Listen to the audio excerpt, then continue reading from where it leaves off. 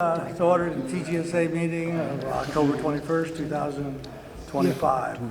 Okay, the first thing we're going to do is going to approve the minutes from June 17th, when all this started. Okay, is there a motion? Can I move to just have the minutes corrected? All in favor? Name spelled Hold on. correctly? Oops, sorry about that. Do you need these microphones on? And it's small, but All right. The Okay. first item on the agenda is, Wait, we didn't vote. yes, we did. I'm taking the minutes, and I didn't see anyone. I I didn't see a motion. I didn't see a second, and I didn't see a vote. I heard a I second. said second, and Doug, I moved to Moved amend to- the All right, Doug correct. correct my Doug name. moved to amend. All right, I just want to get this right. Okay, and Beth. Okay, second, and all in favor? Yay, unanimous. All right, sorry about that. Okay, the people here are going to speak. Okay.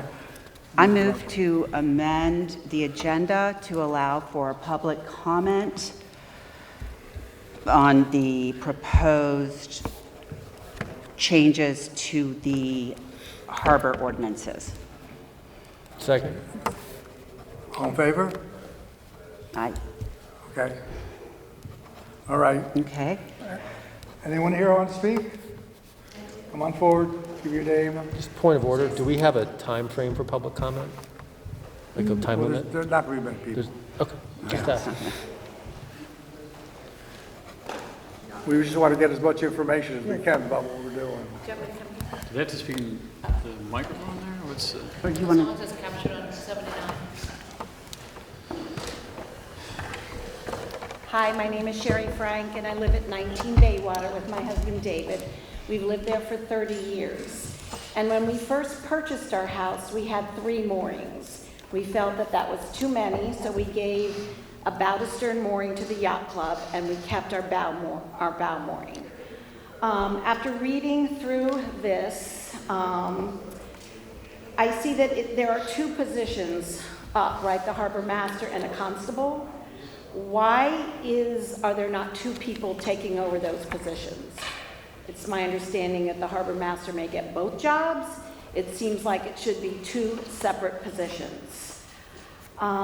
It also seems that the harbor master can arbitrarily take a mooring away. Just reading through this, it seems like if he doesn't like your boat on by June 15th, he can take it away. Some of us never received the public hearing email for the June 11th. I never received it. A couple of our neighbors never did. So I don't know where that went. We would have come to a public hearing. Another question is, if 2 people own 1 boat, several people do have joint boats, buy them jointly, can you not have that 1 boat on, if I own a mooring, can I not put that boat that I jointly own on the mooring? It doesn't appear that you can in this resolution.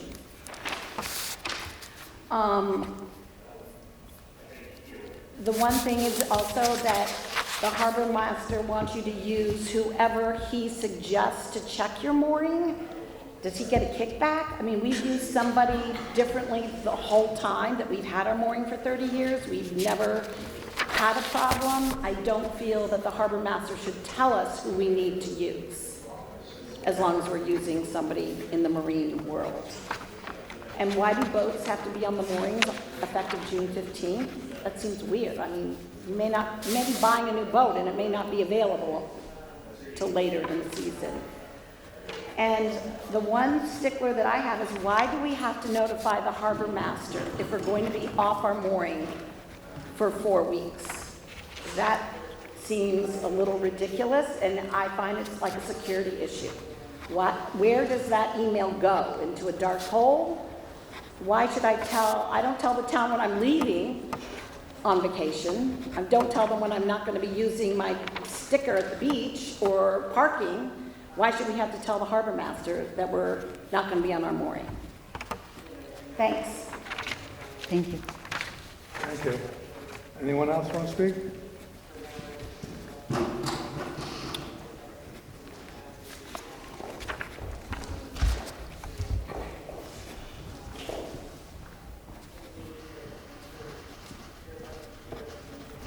a resident of Darien since 35 years, and I've been a voter for at least 65. Could you give us your name, sir? Yes, my name is Benoit Jamard. And I want to reinforce one of the points that Sherry just made. I have a mooring and a dock, and if the weather is good, I like to keep my boats at the dock, not at the mooring. I use the mooring because I think it's safer during a storm to put my boat at the mooring. And I certainly don't want to notify anybody if I take my boat to one place or the other. I think it's absolutely crazy. I also did not get notified of the public hearing on June 11th. Never received. I searched for that June 5th email that supposedly went out.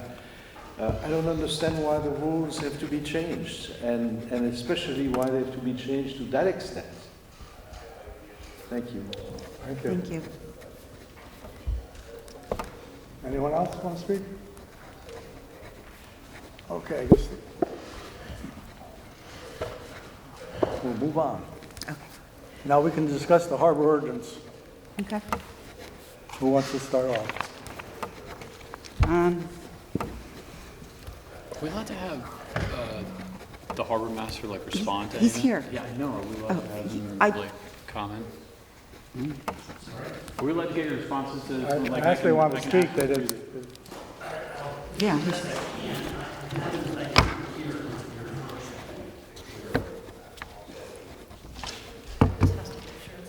Okay, let's,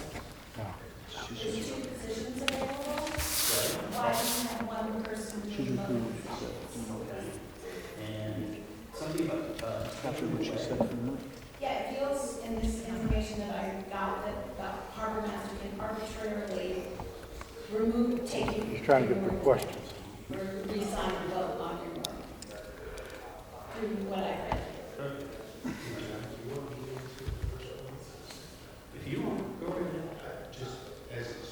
Yeah, but you gotta. You got to you close have the to, microphone. because they have to It's got to be record it. recorded. And state who you are, so the public watching understands.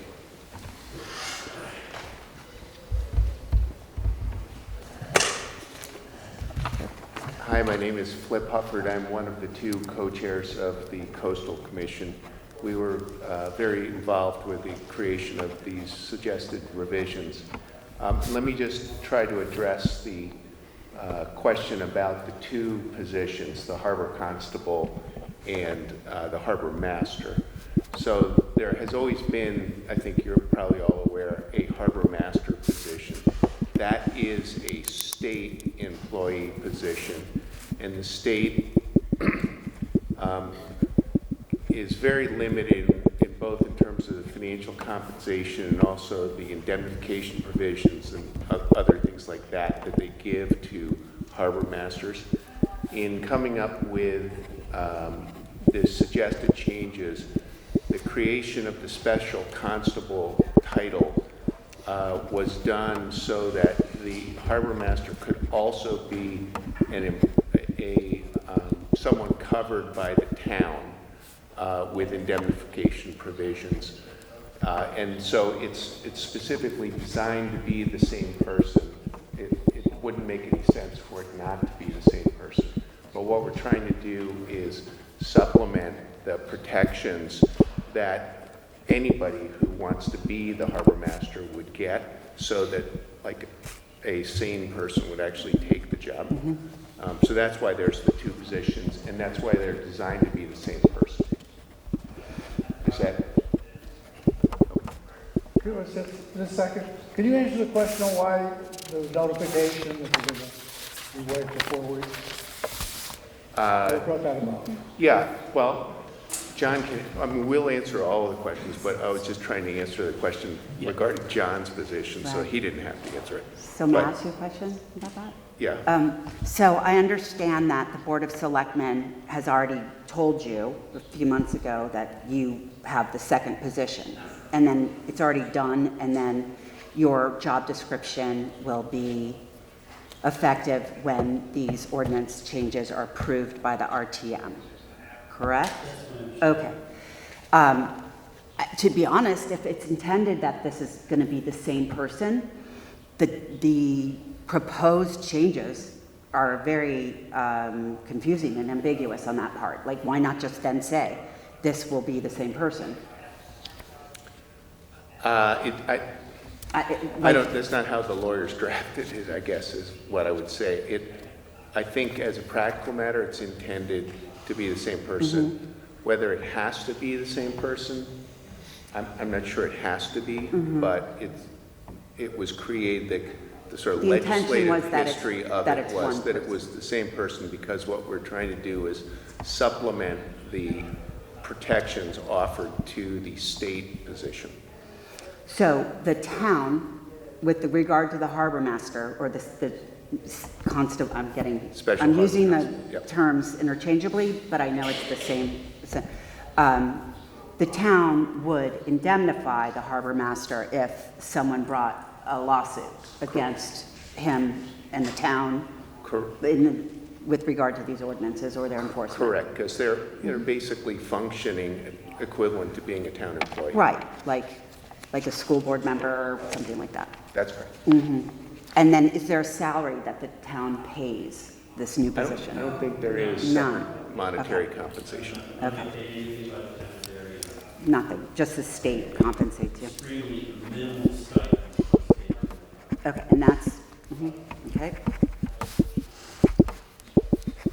And so the town doesn't, okay. So let me let John answer the question about the notice on going away from the morning. Okay.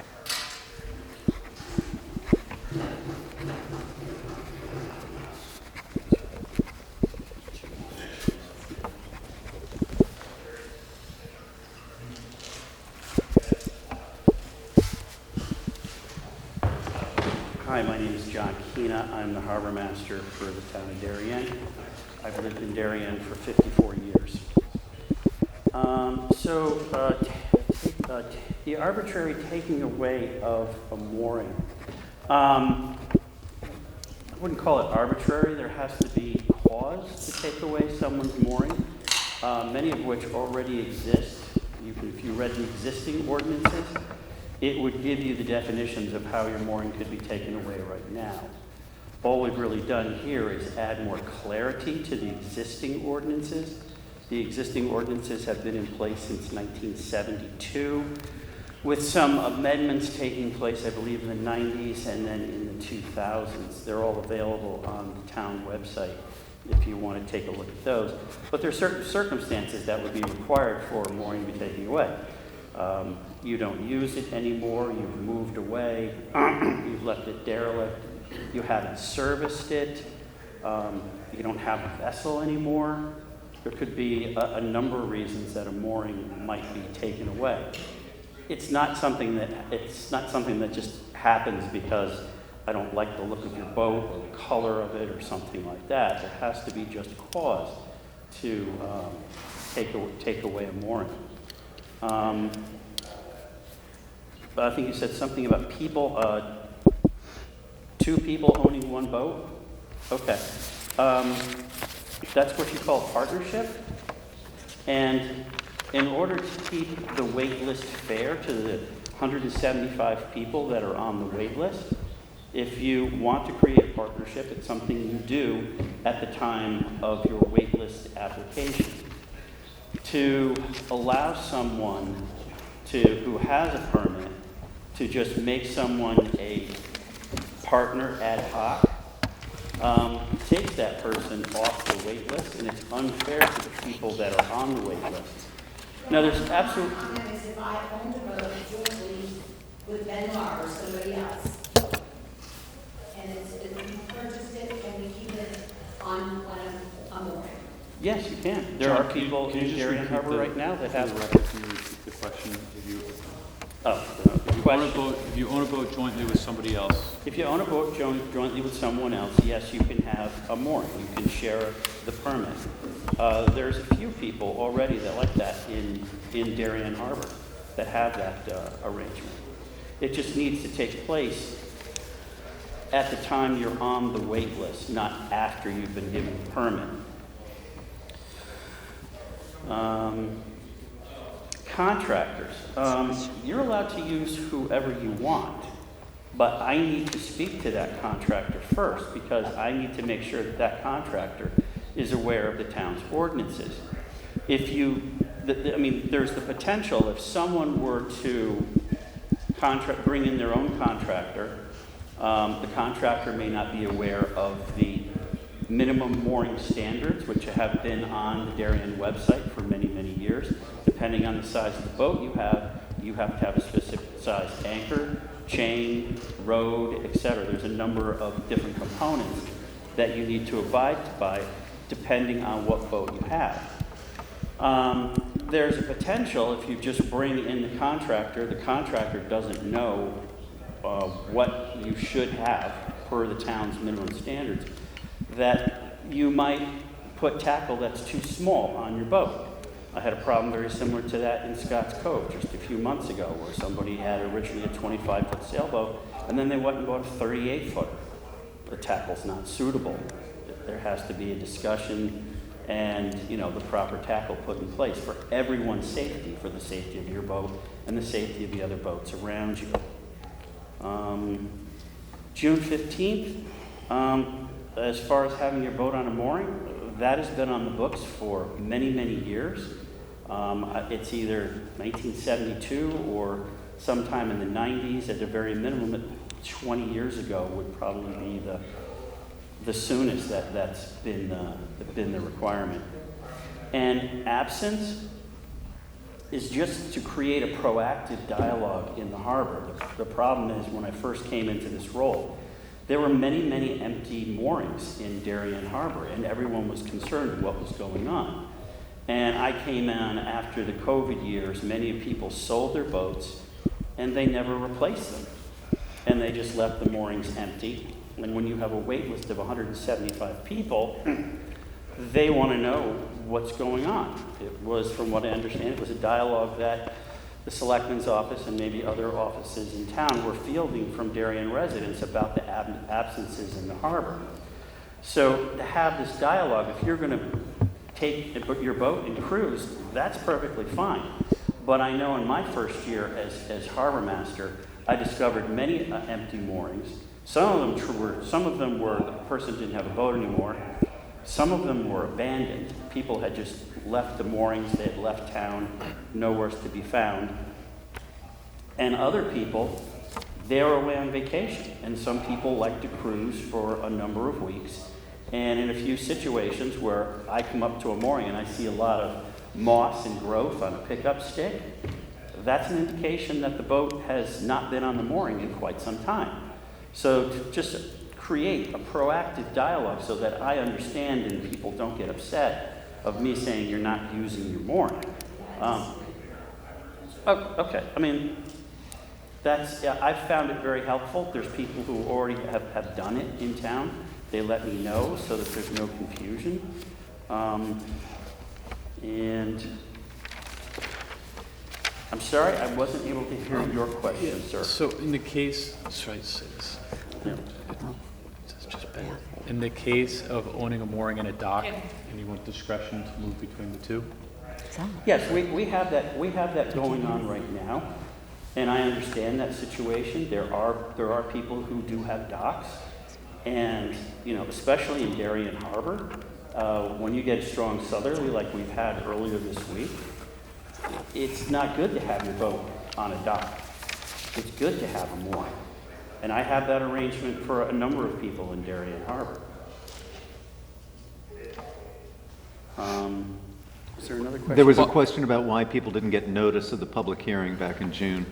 Well, we have. Just finish on that one, if you don't mind. No, sure. So does that mean I have to give you notice every time my boat goes from the mooring to the dock for all this? Where do you keep your boat, sir? What? Where do you? Scotts Cove. Scotts Cove. Okay. Can you just repeat, just for the record? Okay. Does that mean I gotta he get asked notice me. every He asked me, do I have to give notice when he leaves his mooring empty? In a situation like that in Scotts Cove, I'm really more concerned about the absent moorings in Darien Harbor. If you look at the ordinances, you'll see that there's a definition that's been created between what's called berthing harbors and day harbors. So more focus is given on berthing harbors in some cases, and some more focus is given on, in other cases, on day moorings. The population of moorings in Scotts Cove is very small. Most of them are littoral property owners. Well, not most of them, I would say about half are littoral. And then there's also day moorings. I know as harbor master which ones belong to which people. So, and it's not a situation where I'm just gonna arbitrarily say, I'm taking the mooring away because I never see you on it. If I know you're a waterfront property owner, I treat it as such. Littoral property owners have a little more leeway than just ordinary mooring holder.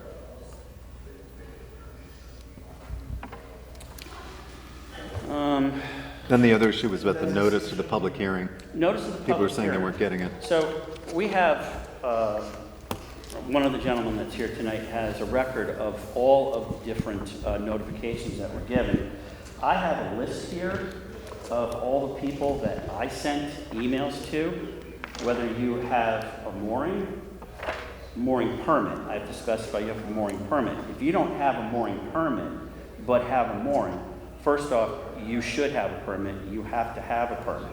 If you don't have one, that's why if you don't have a permit, that's why you didn't get notified.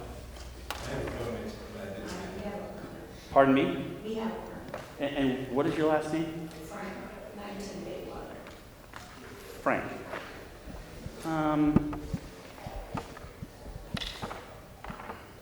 You have my email because you send me regularly every year. Yeah, I get stuff from you, but I didn't get that. Maybe it came from a different email. David Frank. Yep. And it was sent to sfrank@houlihanlawrence.com. Yep, that's me, but, That's where I sent it. yeah, but did it come from the Darien Harbor Master, or, because I searched for it, I didn't, but that's fine, maybe you did send it, I did not get it. If you check your emails on June 3rd, I did. you should find it there. I did check, I checked everything. Okay. But it was sent out to everyone who had a mooring and who also was on the wait list. Were there any other questions? Can I ask you some questions out your? Absolutely, sir. How has the wait list evolved over the last 20, 30 years? Well, when I first started this position back in 2022, the wait list was at about 230 to 240. Right now, it's at 175. That's through the process of having discussions with almost everybody on the wait list. Also straightening out the records. Many people were asking for moorings over in Norotan Bay that didn't live in Norotan Bay. They didn't understand that if you belonged to the Norotan Yacht Club or Darien Boat Club, you wouldn't have launch service over there. So a lot of people came off the list there, moved to Darien Harbor. So now they only had one wait list instead of two. Having a lot of conversations with people who, through the records that were given to me, had turned down several times about being offered a mooring. They would sit at the top of the wait list for many, many years and would refuse many, many times. So I would have a heart-to-heart with them and say, hey, there's a lot of people here. If you're really not serious about it, maybe you want to think about coming off that wait list. And many people did. Also, some people came off the wait list because they never renewed, or they just chose not to renew. So there was a number of reasons that it came down to that number. But I've been in town for a long, long time. When my parents moved us here in 1971, there was no wait list. They just got a mooring. And as the years went on and the boating culture grew and grew, a wait list was created. And that wait list grew and then got very, very large during the COVID years. And now it's come down a little bit. with some of the conversations that I've had and whatnot, but that's basically where we are with the wait list. So how long would it take to get a mooring in Darien Harbor, approximately, estimate? It really depends on what type of boat you have. If you have a larger boat, chances are, if you're going to be willing to be out at the end of the harbor, you're likely to get a mooring sooner than later. If you have a very small boat, you'll tend to get on the mooring list, get a mooring also faster. We established a new mooring field for boats 18 feet and under north of the Darien Boat Club. That took 10 people off the wait list for boats that are 18 and under. And larger boats, like I said, the real hot spot is 22 to 28. And depending on the luck of the draw, whether people, as I run down the list, turn me down, your number comes up. It can be anywhere from 2 to 4 years, maybe even 5. It just depends on what type of boat you have. Last question. So we've heard from a handful of littoral property owners, not only tonight, but in prior open mics. Do they receive any kind of, priority over other general? He's asking, do they receive any kind of priority? That mic's not working. Oh, okay. Does this one work? Yeah. No. None of them work. Right. He asked if littoral property owners to get any kind of Priority over the priority over others. The answer to that is yes.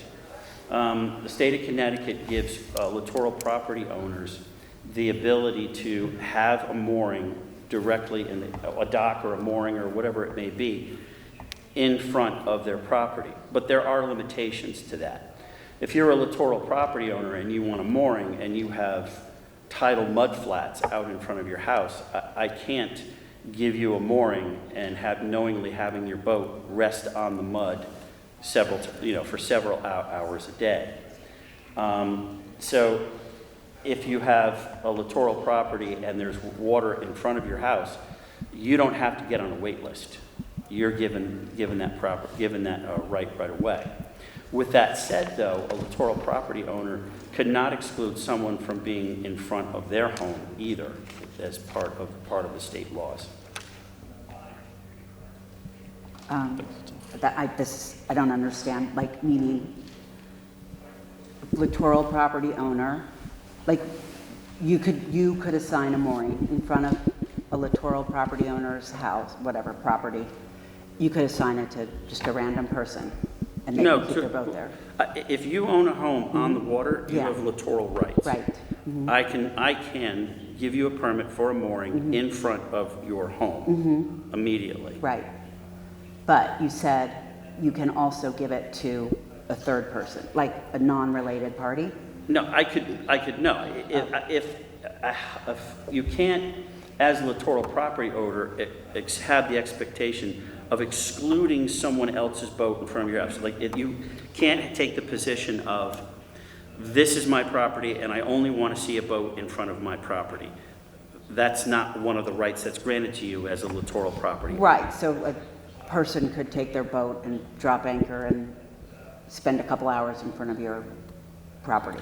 Provided it didn't, I guess I'm just trying to clarify. Someone can You're not giving drop a mooring to someone else in front of a littoral property? There could be more than one mooring in front of the house. Okay, thank you. Okay, all right, yeah. All right. Okay. Sorry, I didn't catch you. No, we were Okay. I have a couple of questions Sure. for you, if you don't mind. So with regard to what you were saying about the boat servicing, the servicers, mooring servicing, the contractor, the proposal doesn't say that you need to speak to them and just make sure they're aware of the requirements. It says it's subject to your approval. Like they have to be approved by. It was different. What is in the writing that is before us is different than what you said. What section are you referring to, Beth? I can tell you. It is, wait a minute. Okay, number 7, 78-26C. Okay. States that mooring holders may only use mooring service providers who are approved by Special Harbor Master to replace and service their moorings. So, like in June when we had that long meeting, we went through this. So if there is just a list of a few that you approve or don't approve, and there are only like 3 or 4 that can do it, that creates a bad, it's anti-competitive. So if there are only 4 who are allowed to do it, they can coordinate their prices, they can price gouge. You know, it does like you know, it creates an appearance that, I don't know, like it's just anti-competitive. And what we talked about in June was actually like the standards that you would basically say, this is what a mooring servicer has to have to be approved. Insurance or, I don't even know, like licensed in Connecticut, like whatever those standards are. I thought that that was going to be something that you guys, that you're going to post, as opposed to it being up to you each individual time someone wants their particular mooring servicer to be the guy. Sure. Sure. You can take a yeah. shot. Speaking on that. Sure. Flip Hufford again. Let me Yeah. just take a crack at answering this Okay. question. First of all, it's important to understand that mooring servicers need to have these barges that they pull the moorings up. Okay. Those travel at very slow speeds through the water, like Okay. 2 knots. Okay. And so it makes a big difference how close or far you are to Darien Harbor, whether it even makes sense to bring your mooring barge into Darien Harbor. So there Okay. is not a big competitive marketplace for mooring servicers, just because in Darien, the Norotan Yacht Club is the only like Darien mooring servicer. Everybody else has to come from Stamford or Norwalk or even farther. And most people don't want to do that just because it takes so long to travel. Don't want to do that. So this is not, to begin with, just naturally a big competitive marketplace. Yeah.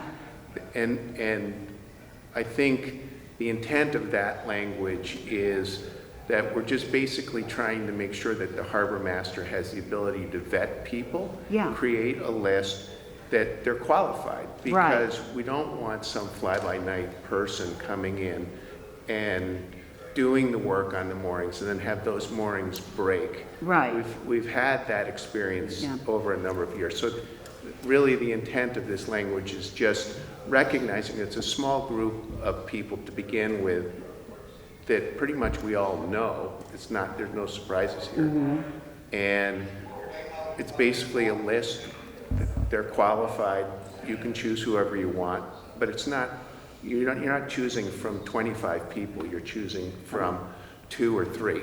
And that's just naturally the way it is, and there's almost nothing we can do to Well, change how that. about just adding to that one sentence in the ordinance, with such approval not being unreasonably withheld? Right? Or I mean, to that put adds, those that adds a standards- degree of reasonableness to it, at The- least in the the statutory only- language. We've generally tried to stay away from that kind of language in the documents with the advice of counsel, because that sets the town up and the harbor master up for people to say what's reasonable or not reasonable. This is not a problem that we've ever experienced in the harbor where people want to use some servicer and they've been denied. And so we just don't want to set the town up for people second guessing what's reasonable or not. Well, but if the reasonable language, and I know town council, and I was under the impression that they had actually thought reasonable was the proper thing, because otherwise, if you don't have a standard, like you have to be insured, you have to have a capacity to do this or that, then it's just up to the harbor master, and there's no framework to limit his discretion. Well, there's an appeals process. Which is But one thing I would add for all of this, remember there's another provision in the proposed ordinances that allows anybody who feel like they've been aggrieved to challenge the harbor master and go to the Board of Selectmen and the Who Board appoints of the harbor Select- master? Who appoints the harbor master, but if the harbor master has gone off the deep end Right. and is being unreasonable, which, That's why you need reasonable.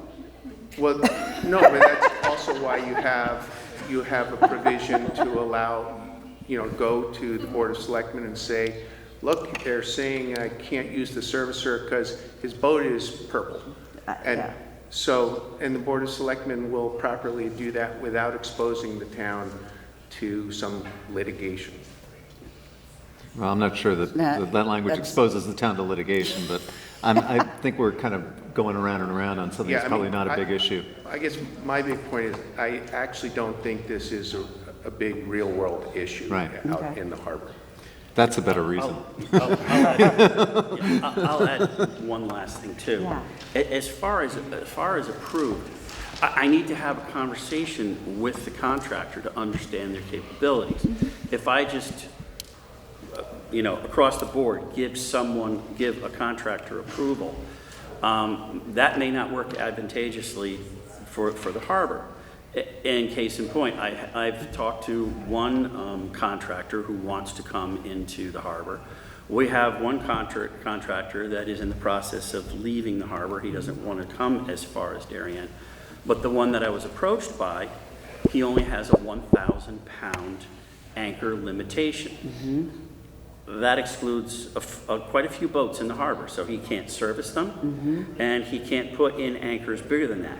I need to have that understanding and have that conversation so that when someone says to me, I'm getting a 50-foot sailboat and I've hired X, Y, and Z, and they can only do a 1,000-pound mooring, that's not something I can approve for them. Right. So I think that type of specificity should be in the language so that your conversation after consultation with to assure that the servicer has the capacity to do it appropriately. My fear is if you get that granular, you'll never cover everything that you need to cover. I mean, it's like Flip said, this isn't a real issue in the harbor. You often want the closest possible contractor, because if you have a problem and something fails on your mooring, you need it attended to because you don't necessarily have another place to put it. You may not have a dock. So it really has not been a problem. And I give people all the flexibility that they want, but I often tell them, I said, don't pick somebody 100 miles away because if you get in trouble, they're not going to come to your rescue. I hear what you're saying. I don't necessarily. What happens if they can't reach you? Can't reach me? Like if somebody can't reach you in a case of emergency like that? Well, there's a number of people they can reach out. They can reach out to the police. They often reach out to their contractor. The contractor knows who I am and have the conversation. I had a situation like that today. We had a boat capsize in the harbor today, and I was notified immediately. Had a conversation with the contractor, had a conversation with the boat owner, and walked through the steps to, help him understand what he needs to do next. Sounds like an unhappy conversation. I feel bad. I feel bad for him. I know the gentleman, and I know he recently put 2 new motors on the boat, new electronics. Ouch. Was about to have a new radio put on, and it capsized yesterday. Wow. So I guess we met with you about 4 months ago, and I know this ordinance has gone through some other iterations with some other committees. Are you comfortable with the way this is currently drafted, as it's been presented to us? Are there any issues that you have with the proposed language? I don't think so. I mean, I think most of the changes have just maybe softened some language a little bit. Nothing that prevents me. I mean, I know some people have had some objection about, absence. I think it's a helpful thing to have a dialogue to help me understand, where you're going. I also want to be able to speak intelligently to the people on the wait list. There's people with moorings, there's people without moorings. And the people without moorings really want to know what's going on in the harbor, and having the knowledge of they're away cruising helps me speak intelligently to what's going on in the harbor. Right. That's all it really boils down to. I'm not here to police the usage of your boat. I'm not here to tell you how to use your boat or when to use your boat. I just want to understand if you're going to be gone for an extended period of time, I can explain why your mooring, has been empty for a few weeks. Right. To keep the prying eyes of the waitlisters. Okay, And what thank you. happens with that information? So-and-so's going out, taking their boat to Nantucket for 5 weeks. They have to tell you, like, where does that information go? Stays The with me. feedback I've gotten is, It's like, an people FYI, are it's an concerned. FYI for me. I mean, if you really want to know. Like, people are worried about. Whose mooring is empty, all you have to do is ride up to it Yeah. and see their name is on it. Okay. So then why do you need, so then if a mooring, I know it's empty, but I don't know, I know it belonged to them at one point. There were many abandoned moorings in the harbor that had names on them. And it took me several weeks, if not months, to find out where they were. But that's in the past. We've solved for that problem. And, now it's just, you're going cruising, great, have a wonderful time. Is it possible to have a mooring in the mooring field as well as a slip at the Darien Boat Club for the same boat? That is something that is addressed by the ordinances. The fact that it specifies in there you should have, where you're going to berth your boat. That is where you keep your boat at the end of the day. Darien Boat Club requires you to only have one berthing space. If the boat club becomes aware that you have another berthing place, you're likely to lose your slip at the boat club. So, we have a number of people who have moorings that have been empty in the harbor now. And I don't do or can really do anything about it. So people find out about that on the wait list, and they're usually not happy about it. And I just don't think it's a good practice to allow someone to keep a mooring empty for year after year, and there are a number of them out there. If the person wants to get another boat, they're welcome to do that. They can have another boat, but to leave it empty, I don't think that's fair. so then so for those people, they have to surrender their mooring? They would have to make a choice. Do you want to stay at the boat club, or do you want to go out in the mooring field? Maybe they want to get a bigger boat. I don't. Maybe they want to get another boat. Here's an opportunity to get another boat. Sorry, just to clarify, the Darien Harbor, all the moorings are being classified as berthing moorings. Yes. That's the. In practice, it's always been that way. Talking to the previous harbor master, had he been aware that there were people who were Double dipping. He would have put an end to it. In many cases, people had a mooring and then got awarded a slip at the boat club, and then they just left it open. Did they renew their permit type thing? Yes, they did. So one of my questions in general is the proposed changes do give you the right to fine or revoke a mooring permit. But there's no provision for, let's say someone's violating one of these rules, which you have, made the existing ordinances much more specific. Do they get an opportunity to be notified of their breach and an opportunity to cure it? Or can you just they just be like, hey, because I know the rules say you can't let your kids or your friends use your mooring. Can you just see that happening and be like, oh, write a letter? That's what. No. What I mean, I've had to have a number of those conversations because you're, per the town ordinances right now, you're not allowed to let someone else use your mooring. That's on the current ordinances. Yes, I know what that says. It says access. I know that is the current thing, but this one specifies. I guess access is ambiguous, and people are letting friends and family use their moorings, for a day, an hour, a weekend, or something like that, and that's not okay with you. What you're talking about, are you talking about using a mooring in capacity for berthing or for day? It could be for day.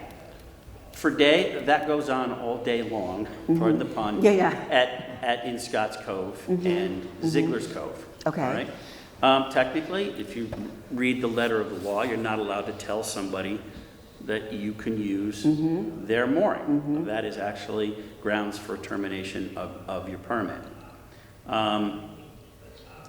People are using, I have a mooring in Scotts Cove. I know that on any given beautiful Saturday or Sunday, there's somebody on my mooring. And to abide by the terms of my permit, I just politely ask them to leave. And I'm not giving them permission to use the mooring. And that's how you uphold your end of the permit with the day mooring situations we have.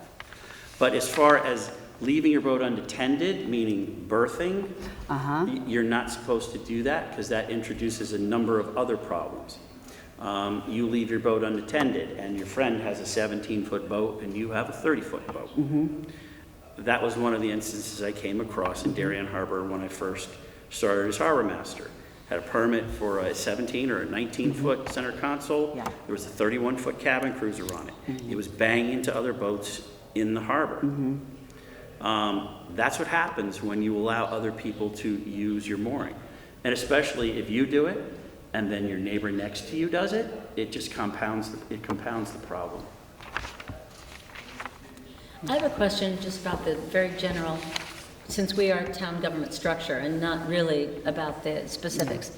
Do you, if you had your way exactly about how these issues would be governed, do you think we're doing it the right way in Darien?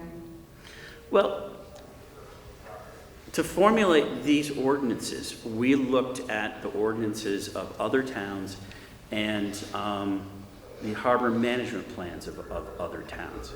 And we took what we felt was best practice from other harbors. I actually met and spoke with numerous harbor masters in the Fairfield County area, asked them how they manage their harbors, Norwalk, Greenwich, Westport, Southport. I've spoken to a number of them. And we've all taken, the whole commission, not just myself, the whole commission looked over it, and we took what was best practices and what best aligned for the town of Darien. And that's great on a volunteer basis, but you still have to come to those of us who didn't do all that homework and don't know. Does that work for you? I mean, do you think that works in the best interest of all the boaters in the town? I think so. Okay. I mean, I've been socializing this now for 3 years to a lot of people. And the far majority are very, very happy with the fact that the rules are spelt out in these ordinances. The current ordinances are very vague. They don't give a lot of information on how things work in the harbor. If you're trying to follow the rules, you will find them here Yes. if you look. Yeah. Okay. So I think what we've got here is a good document. Okay. Sure, absolutely. Is the town how much does a mooring cost? Well, the moorings, just like cars, Yep. new or used, Okay. and the size. So Okay. if you have a bigger boat, your tackle's going to cost you more money. If you have a smaller boat, it's going to cost you less money. But the tackle, you're paying for that yourself. Yes, you are. That's your But property. the permit for the mooring, What does the town charge? yeah. The town of Darien charges $15 for the use of the management system to keep documentation on your mooring. We do not charge actually to have a mooring in Darien Harbor. And what about the wait list? It's a $15 a fee every year to be on the wait list. It's a $15 a year fee once you get your permit. Yeah, charge more. Has there ever been any consideration of increasing those Okay. charges so that to discourage people who are holding an extra mooring, if it's $15 a year, there's no disincentive. But if it's $1,000 a year, maybe you don't need that second mooring or that second, I don't know. I'm just asking what the price structure is. You can't charge for a mooring unless, a town can't charge a mooring, a person for a mooring unless the town has a harbor management plan, and Darien We does not don't, have one. because we didn't want to do that with the state. Right. Got it. Okay.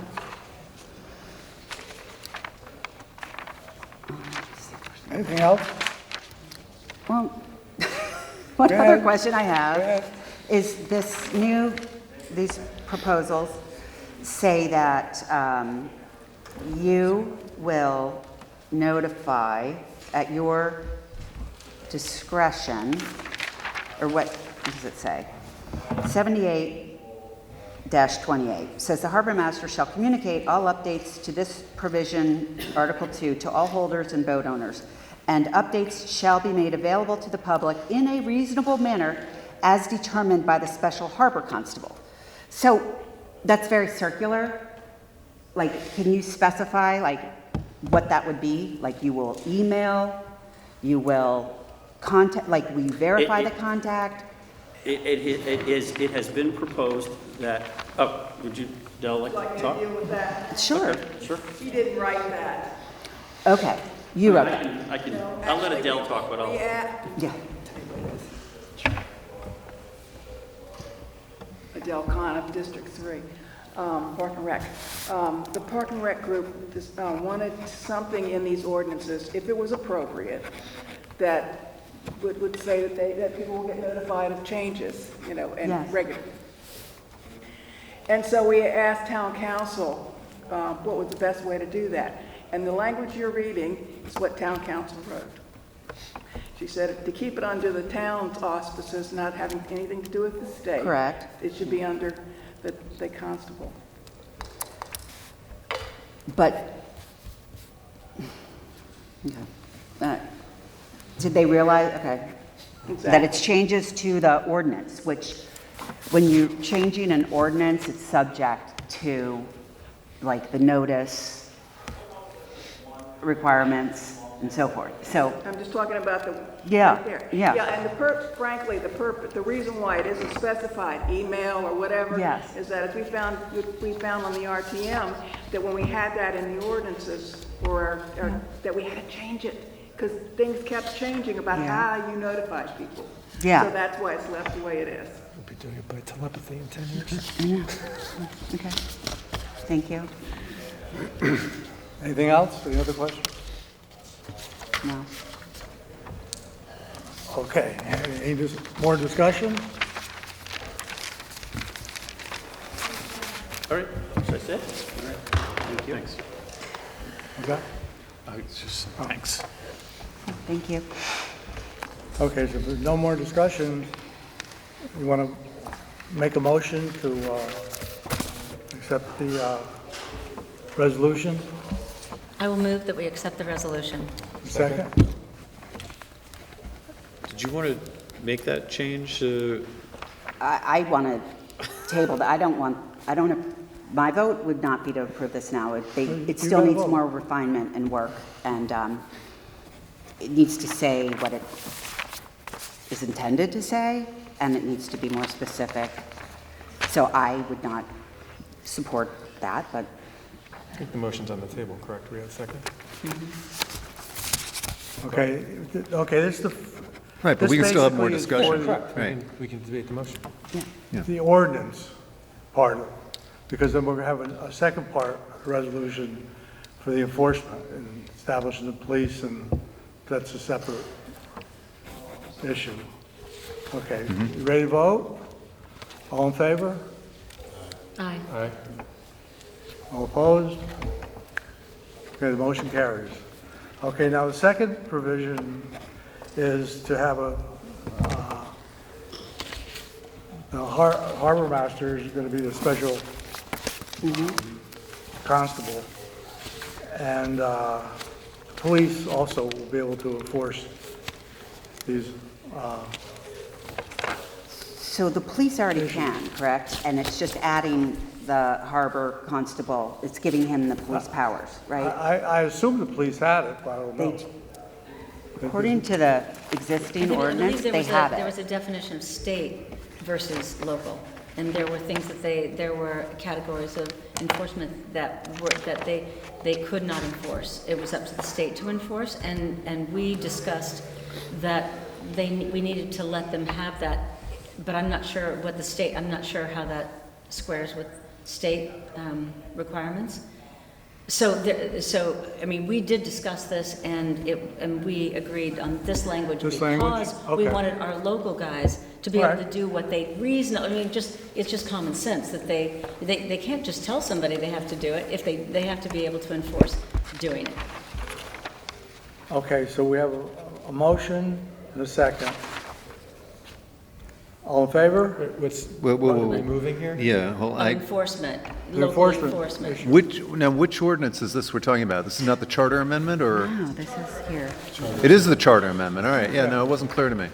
All right, so we're voting, motion to approve the resolution to amend the charter. Right. Section 61. Okay. Second. Who, And just to clarify. Who moved? We already have the authority, it's just adding the constable, right? Give him the- That's what I think it's. Harbor master / constable, right, Yeah. right. yeah, now, who made the motion? I'll make the motion, Okay, Linda. and So how is he? you second, and we have a Doug second. second. Right. Does he have to inform the police? How does it, how do we get that now? My understanding, but they should speak for themselves, is that that was sort of the problem. That the harbor master didn't feel like the police were using their enforcement power sufficiently. Isn't that why? What was going on beforehand with regard to enforcement? We were just saying, currently the police have the ability to enforce, right? So has that been a problem? The police. Sorry, John, we're being told you have to speak to the mic. Do you need me to come? Yeah, if you could just speak to the It's mic. supposed to be.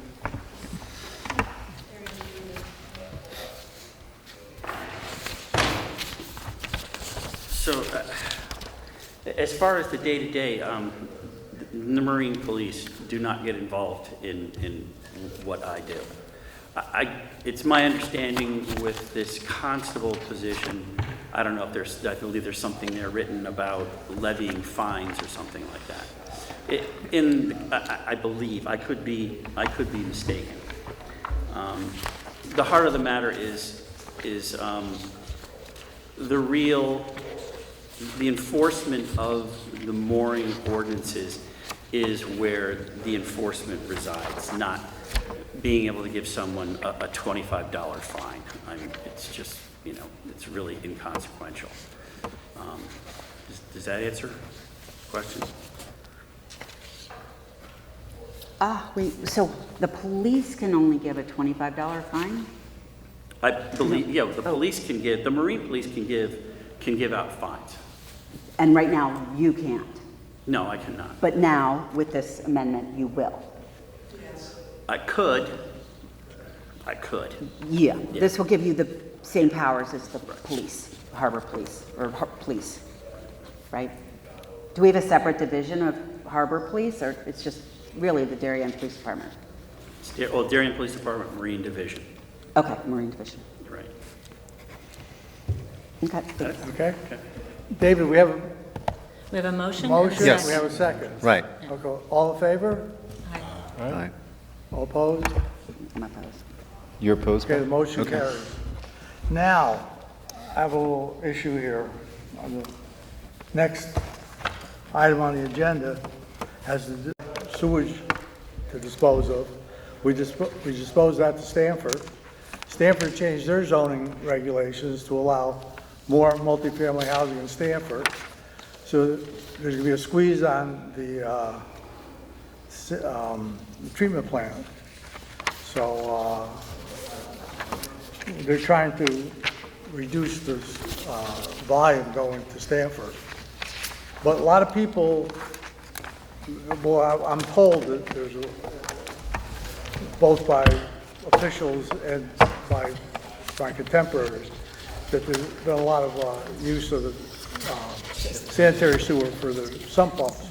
And this is what the Public Works wants to cut down on. And do you get the packet where it shows all the form you have to fill out if you have a sewer? I did. You're on the sewer, and you have a sump pump. And I went to talk with the Assistant Director of Public Works yesterday, and it's kind of tough because are you gonna get a straight answer from people? You know, you're asking people to say that, they have a sump pump, and they put it into the sewer, which everybody knows is wrong. So is that asking for like, to, That would be very ineffective, yeah. yeah, incriminate yourself, or? Right, exactly. Well, yeah, well, you lawyers, what's the story with that? I don't think it's a criminal violation, so it doesn't rise to the level of the Fifth Amendment, but the instinct for self-preservation may kick in and cause people not to confess. The law of human nature, yeah. Right, Okay, right. so we don't have to worry about that. No, I mean, I was fine with this proposed resolution. Okay. I just think the language needs a little tweaking, because we say in the first sentence of Chapter 22, no person, firm, or corporation shall discharge. I mean, that's a weird litany, because we already defined the term owner in the ordinances, and the term person is also defined in the ordinances as being any human being, governmental entity, public or private corporation, or partnership of any sort. So either there should be no person shall discharge or no owner shall discharge. I don't know if that makes a difference, if we want to just put the onus on the person who owns the property, because they're probably the one who's responsible for discharging whatever sump pump into the sewers, rather than a... Broader, so I'd Yeah. say that's probably the better. All right, we can do person. But what about these new apartment buildings? Like the owner of the Right. apartment building is the one, Right. like, it's, Even if they're condos?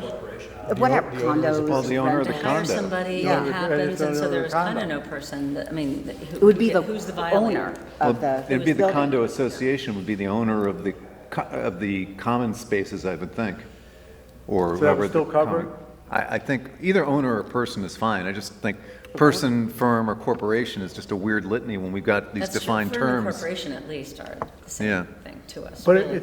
but in that No, firm, series no. of words, it does say owner. In the definition of person, it does not say owner, but it has every It sort of... doesn't say owner there at all? No, it says person, firm, or corporation in the proposed ordinance. Because wanna they're put trying to owner. target who they're going to go after. Right. If they do it, right? Right. So it's like, well, it wasn't a person, it wasn't Cousin Eddie, Mm-hmm. you know, and Well, then probably person is right. If whoever drafted Person, this, yeah. Corporations wanted... are people, right? well, Didn't we exactly. decide That's that? what Right, Mitt but Romney said. they He's fall right. within the definition of person, which is in Yeah. section 1-2 of the ordinances, which is a definitional section that, you know, controls the entire ordinances, code of ordinances.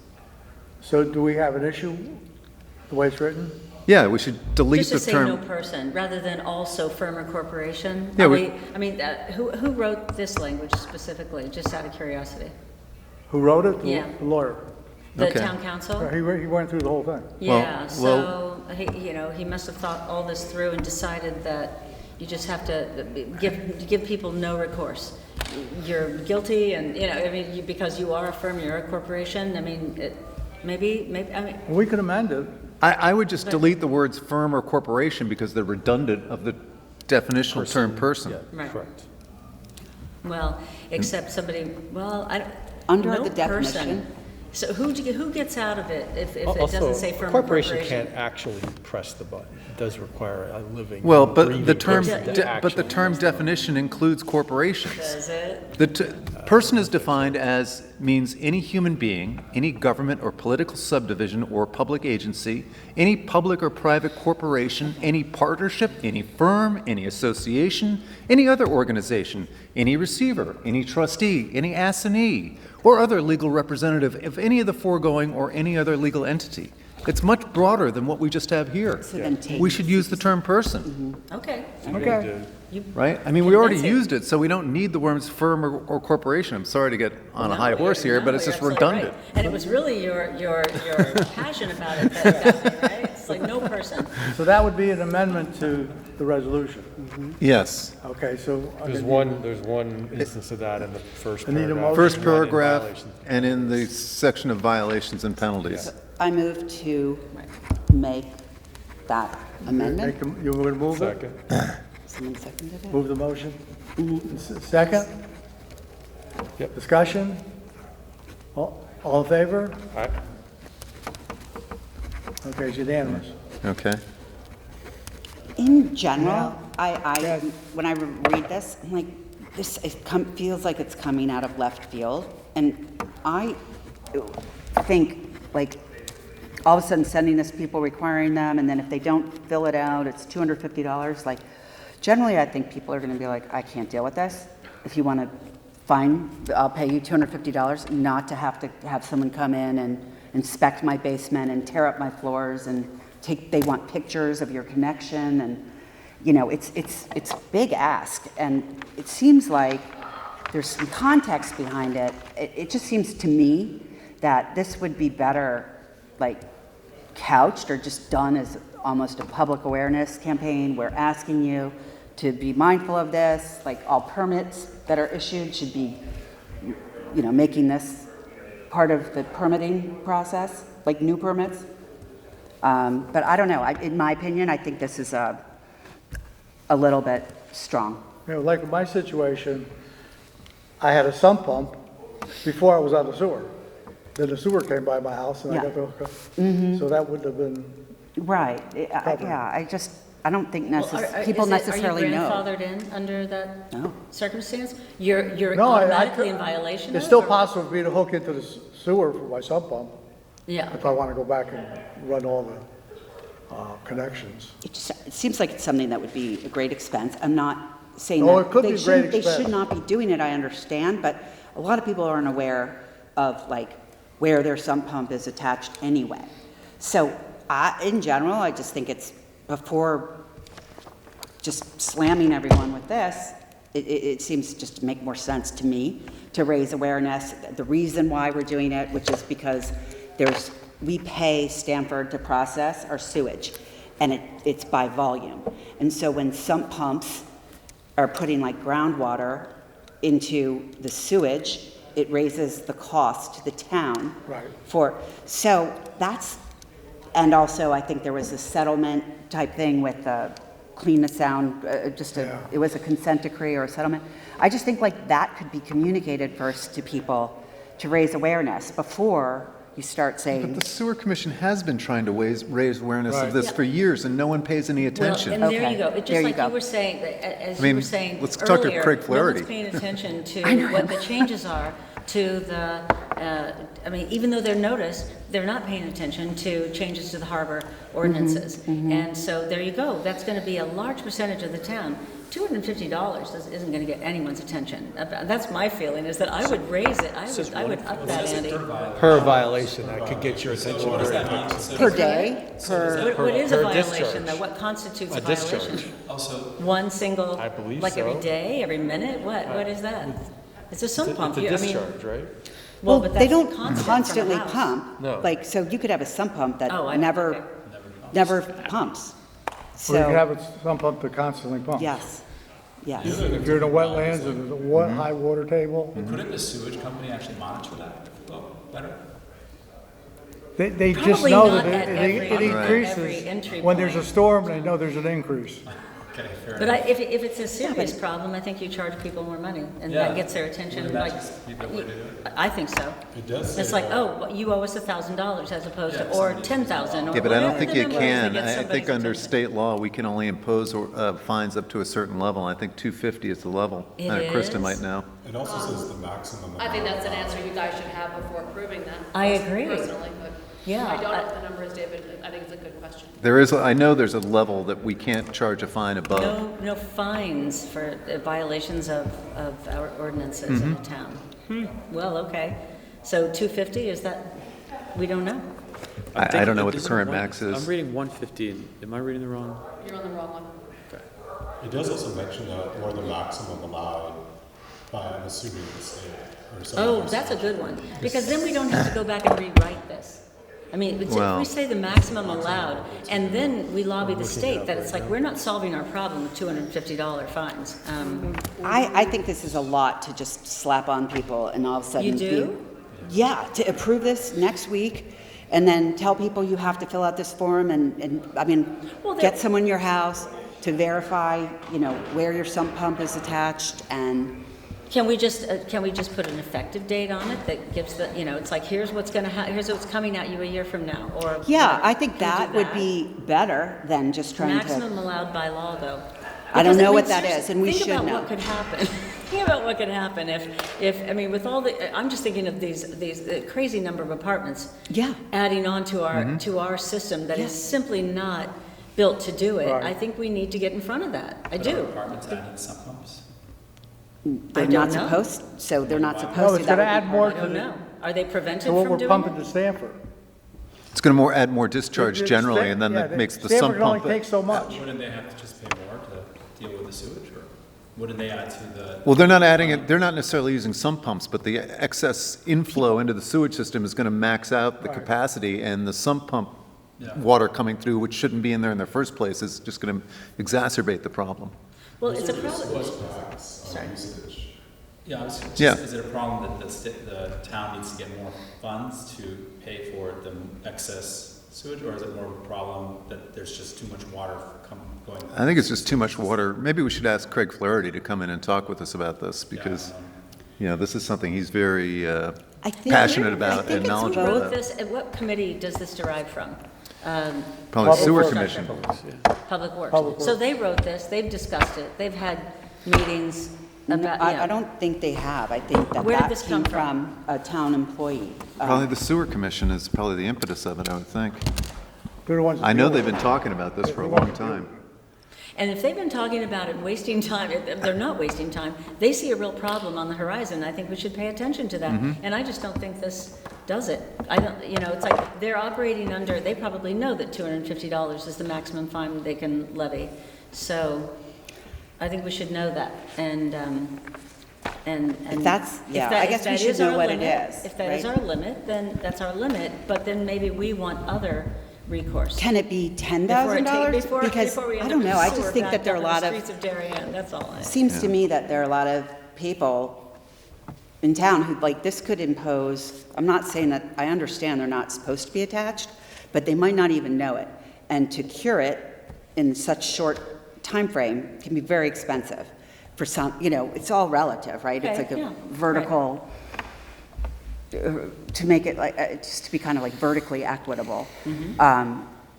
Yeah, I don't know, I just think this is, We need to know a little more about this. I think so before we pass. So you And think and we we should- meet, we'll meet again soon, but in the meantime, maybe. But this is on the agenda for the end of the month. Well, Well, not I if don't we're know. That going doesn't to. mean- it doesn't mean we have- Because they need the RTM, we need the full thing.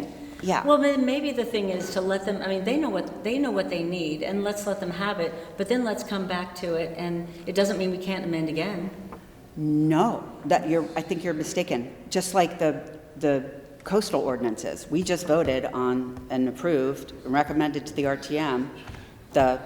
Yeah, but we knew where drafts. exactly that came from, and we know who has discussed it, and we know who has passed with lots of discussion and lots of Yes, study. yes. And this, we don't really know much about. That's my concern. Then you should take it. Then we should table it. I think so. We can. I think we should table it. Yeah, we Okay, could well, table it. then let's. The RTMs can still vote on it. Oh, okay. Now, in the report that I give, I'll say that we tabled it, Uh-huh. but the other committees that are involved in it could say they But approved I it. just feel like if they've been talking about it for a long time, then they need something, and this is what they think they need, and I would defer to their, I don't think there's a high degree of confidence that this is going to move people. Because whoever's done it is going to continue to do it, discharge it to the sewer. okay. But it at least provides the town the ability to take action. Like there's Right. an ordinance now, it's a new homeowner. I had to register my alarm system and fire system with police and fire. I was not made aware of it, and I didn't realize that until we had a false alarm. And you pay $100. And I got the fee, correct. And I think a lot of this, the town's not gonna like hunt people out or dig up and kind of see what's going on, but it does give the town the ability to take action. You think this does, that we I think should, so. you think we Well, should we have some, and have that this? If we just table it to come to find out that the max fee, I'm looking at the statute, CGS 148C10. Yeah. It says that the municipalities have the power to make all lawful regulations, ordinances, and furtherance of any general powers as enumerated in this section, and prescribe penalties for the violation of the same not to exceed $250. There you go. There you go. So, So, Yeah, Krista? So I guess that. I'm sorry. just- we Joe? got Krista room has for some. future that we- Krista? Maybe just make a However, comment to that and just to share just other Yeah. knowledge. Krista McNamara, 69 St. Nicholas. Though the Blight Commission, I know, has $100 a day on top, so is there interest on, these are some of my questions that I hope you guys are comfortable with. Is there interest? Can liens be placed? Is it, I don't think it's per episode because they can't measure that you discharged, 69 St. Nicholas discharged in. So it would have to be, I guess the first step is the letter. If it's not returned, is the $250 fine, and then 6 months to act upon it. As a resident, I'm concerned that the public is not aware of this as much as I would like to see, and if it is voted upon, it is an ordinance. It will not be changed. Yeah. And I mean, will it not can be be changed. changed, No. but it'd be unlikely. okay, well then I would move, I'm making a motion, Go ahead. that we table this for the Second. moment. Does that actually prevent it from getting voted on Monday, though, or not? Well, we won't have a We will stand report. up and say, this isn't ready, this isn't, we're not, That's what I'll have to say. we don't even, Report. yeah, this is not fixing a problem, It's just. premature to, needs more. We don't, yeah, it's just, we've discussed and But we're then, not. do we have the sewer person come in and And then we explain the will, yeah, rationale? we should ask. Yeah, we should. Can we invite, For the next, yeah, we can for the next. and whoever wrote this, The Director of and why, Public Works and will come. defend it? He's out of town. Right. But Is you it actually Mr. have to Dwayne vote Fox? to approve this. No, the Director of Public Yeah, Works. if they want to, but they rarely do it over the objection of one of the relevant committees. The Rules Committee has to approve it to be on the agenda. The Rules correct? Committee put it on the They agenda put it on the already. agenda. Already. So It's already on the without agenda. actually just Waiting kind for of us to assuming say, that yeah. we would rubber stamp. Got it. Well, won't they be surprised? The other option this committee, any member has, Joe, of course, you know, is that you could make a motion to amend the agenda to remove this item, because, At the full meeting of the you know, RTM? when Seth asks, accepting the agenda, someone could make a motion, or you could let it play through and then make your report. I see those as your two options. Yeah. But also, just as a comment, I think this is the sort of thing that is the purpose of this committee's existence. Because we have decided that we don't really have a way, as a town, of addressing what might be a serious problem, where we have state restrictions, well then let's figure out how to solve our problem some other way, and it's not $250 fine. It might be we might withhold a CO, there are things we can do that are far more serious in order to pave the way for this to actually have some teeth. And if this isn't the way, let's figure that out. Let's look at how does the town of Darien need to position itself to protect against violations of, The problem is if somebody has a CO, the town can't revoke it because you're violating Right, the no, sump pump yeah, yeah. ordinance. No, you're right, It's but only that would for be new maybe- construction. Perhaps there's some other way to Right. affect, Yeah. Yeah, perhaps. I just think we should discuss that because, as Krista says, it's like, once this is done, it's done, so. What they would have to do, in my opinion, is to put dye in the well where the sump pump fits, and full of water, so it pumps. And then go to where it discharges in the street, I don't know how they get into that, and see if the dye comes out. I know, they've tried that in the past. I think Bob Steger, when he was in charge of Public Works, was trying things like that. But it was very difficult to follow Yes, it's the difficult to dye or do. the smoke This- that they were This using. is difficult. Yeah. Sump pump DNA. The difficulty of enforcement is a separate question, though, than the ability to Have a levy a rule. fine upon finding it, right? Yeah. Like, have a- right now, they have no way, even if they had a way to enforce it, they would have no way to actually enforce. If they had no way to determine it, they would have no way to enforce it. This at least gives them a tool to have some enforcement if they find someone's violating the rule. Now, how they find someone violating the rule is, So when you say that Tricky there's a question. $250 maximum for a fine, and what time period is that? I think it's per violation. per violation. So that's every But- day? for- Well, so you'd have to define, but you'd have to define that. Yeah, this doesn't define what the violations are. Per day, what if you have a sump pump that doesn't pump? I don't know, and it's wrongfully connected. So if we make it something serious and give them time to correct, a decent, a Yeah. reasonable amount of time, It's also a correct. financial matter, I think, I don't for, think that's unreasonable, but, you know, I mean, either we're serious about solving this problem or we're not. It's just, you know, it's just words and that people can get around. acknowledging that it is a problem, in my view, It's better I than don't think nothing. this is the right approach right Better now. than tabling, you're saying? Well, You think no, this is I not think the it right should, approach. I think it should be tabled. Okay. I don't think it's ready for RTM approval. I don't know, it's up to the other two committees, or who's looking at it? Who else? Two other committees. Two other committees? I mean, I personally think we should table it. Joe, I'm curious, what do you think? What do I think? I think it's a soft way to do something, and it's tough to do. It could be very expensive for either the homeowner or the town to go and dig up somebody's property and try to find Yeah. where it's hooked up. And how do you get into the sewer system to see if the dye is coming out? That's all closed. Right. So it's connected to all the other houses. Right, but they have the pumping stations around town. I mean, there are ways to do it, but it's I not don't- a I don't precise think- science, I don't think. It's complicated. Yeah. If it was easy to do, they would have done it. Right, no, you're right. I mean, we should have somebody here from Public Works or the Sewer Commission to discuss And this there's the with. thing, and maybe we'll all vote for it at the RTM meeting or something, but right now, we don't really, like, Okay. why this, right?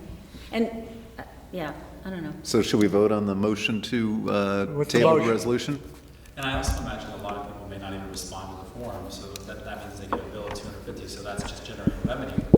And that's not a bad thing, but it's not really solving the problem of No. water getting. And there's where we come in. I think our committee's responsibility is not to figure out about sump pumps. It's about, are we in a position to solve a serious problem?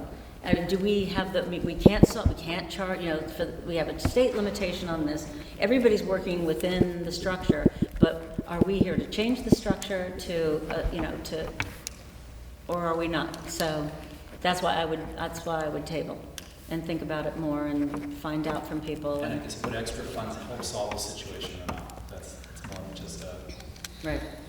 Yeah, we need more information. I think we need more information, rather than just be the rubber stamp, which is what this would be right now. If we voted for this, we don't really know, we don't understand enough. Yeah, and I also do think it comes, in part at least, from a settlement of some kind, or consent decree or settlement. So maybe, I'd like to understand if that's the case and what's required of the town as part of that settlement agreement. I don't know. Where did you hear about the settlement agreement? I haven't seen anything like that. Yeah, but I heard that, I can't believe the name, SoundWad, not Save the Sound, but there's some other, I mean, I could look into it further okay. if we table it, but No, it's fine. my understanding is that this also derives from some kind of Yeah. suit that was If brought. a sump pump isn't going into the sewer system, where is it going? Is it just going into the?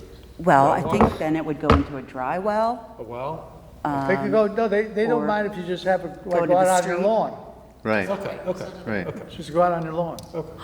As long as it doesn't go into sanitary sewer. Yeah. Back into the water Yeah, table. Yeah. Right. Should we also determine if we do table it, how we approach the RTM meeting on Yeah, Tuesday? right, to explain.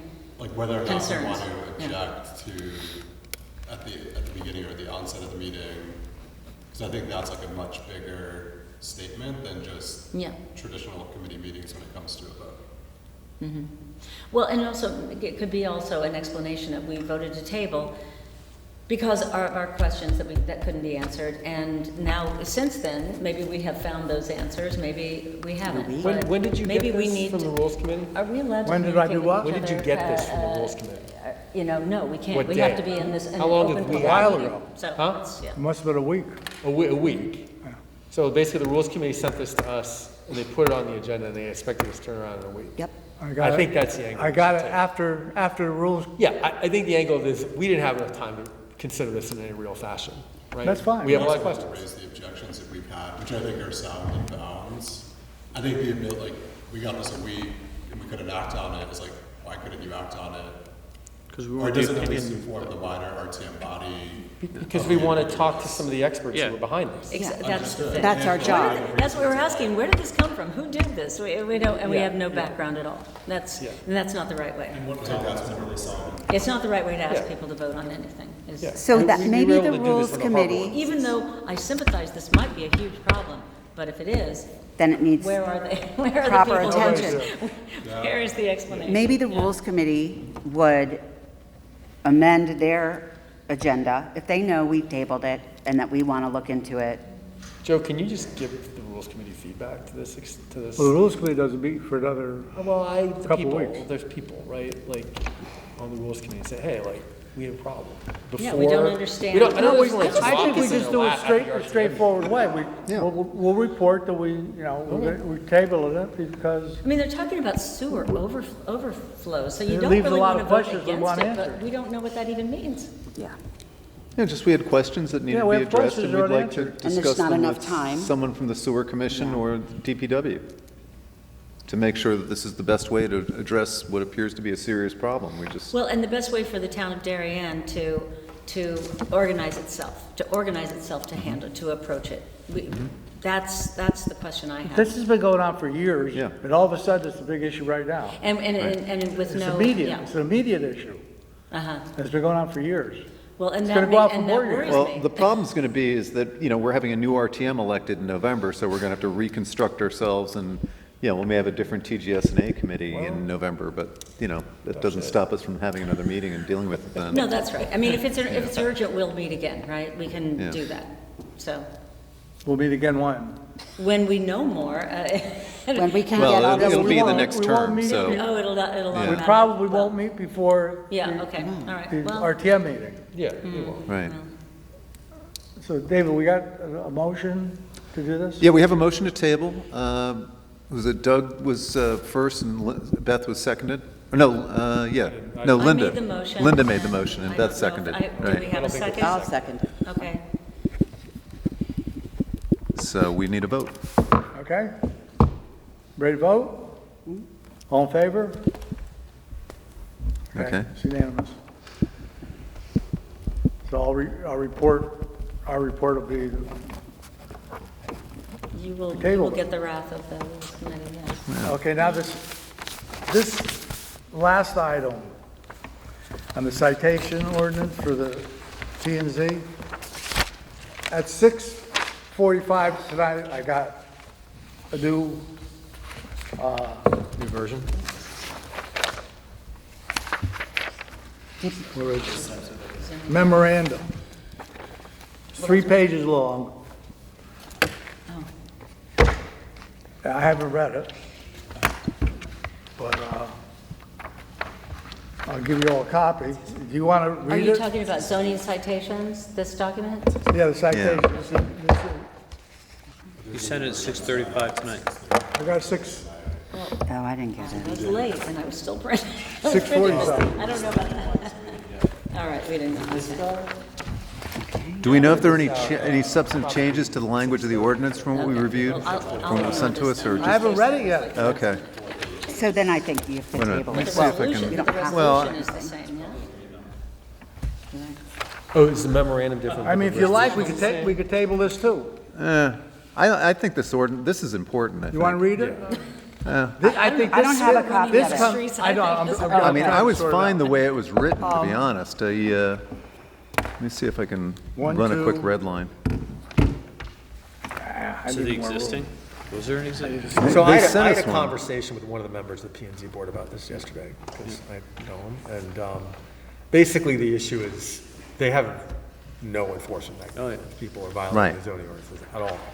And every other town near us has this provision.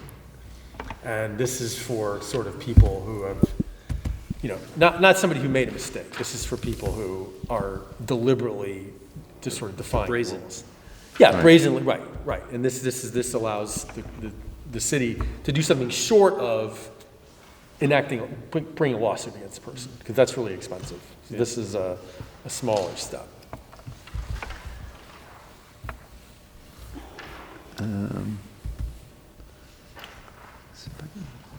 And there was unanimity on the P and Z board that this needs to Yeah. be, this needs to happen. That's not running. Unfortunately, my So what do they do with the people who already make the violation? They have to go to try to, how do they? I mean, right now, there's not, again, right now, if someone is in violation of the zoning ordinances, then the only thing they can do is bring a lawsuit against that person and have the city bring a lawsuit. I'm so sorry, but can you like give me, I haven't read it, but like, Yeah. can you give me an like, what this is? I don't even know what it is. How do they, yeah. It's our zoning ordinances. So Okay. if you like violate the setbacks, if you violate, you know, the grading requirements, if you violate any of the many zoning ordinances, when you do a project in your home, if you don't remedy the violation, then you start getting fined until you do. And I believe the daily fines will rack up at $150. Okay, and we don't have that day. fine. No. right Right now. now, Look- right look up now, that right There's no now, fine they currently. do this, section, it's a statute, where it talks about fines for citation. Yeah, but that's a different, the section I was looking at was just for sewer. No, I'm talking about the one, if you want to have your socks knocked off, it's like $150 a day, every day. Yeah, right, right. Yeah, of course. But that should be right. I mean, so right, this is like you're doing construction or renovation or whatever, and the only teeth that the zoning enforcement officer has is withholding the CO. right. Which is pretty effective. The Eventually, certificate. but If it you doesn't need help one the later. local citizens that have to, you know, be Yeah. put at risk in the Yeah, meantime, yeah. yeah. But one example, just from my personal experience, my neighbor complained about my swing set being too close to the property line, called the zoning enforcement officer. And so now this guy has to go make a judgment on does this constitute a structure? Should this be moved? And I'm thinking, well, you guys can't find me, so there's nothing I'm really incentivized to do about it. Correct, they would have to bring a lawsuit, which they're not Or going to do. they That's start finding me expensive. $150 for my swing set. A day. A day. Or I could appeal that. Like, I guess my only concern about this is like, can I appeal this to go in front of like a zoning board of appeals and then have them to make the decision and not have it all up to one person? It's So not, it's it's not the really zoning board of anti-scofflaw. I think appeals. the way it's written, There's a it's one hearing, person, right? there's a hearing officer who will hear your claim, and then it, That's the way it's written. Zoning it's like Woody. and then I believe you can appeal that up to the Board of Selectmen. I think, if this is the one I'm thinking of. The board of selectmen then decide? Krista? I'm sorry, guys, here, because that was, again, Krista McNamara. I found that interesting, and I don't know the answer, this is for you guys to answer. In the first scenario that, with the sewer, the appeal, as I understood, was to the sewer commission, correct? Is that how you all understood the sewer? Was I think appealing? that's right, but it wasn't as clearly written as this ordinance. Again, No. now, I mean, to Lynn's point, I think what you're charged with is to write the best possible ordinance. Like, you are focusing on the process, not necessarily how do you fix the problem, but how is the ordinance written for the population and to be effective.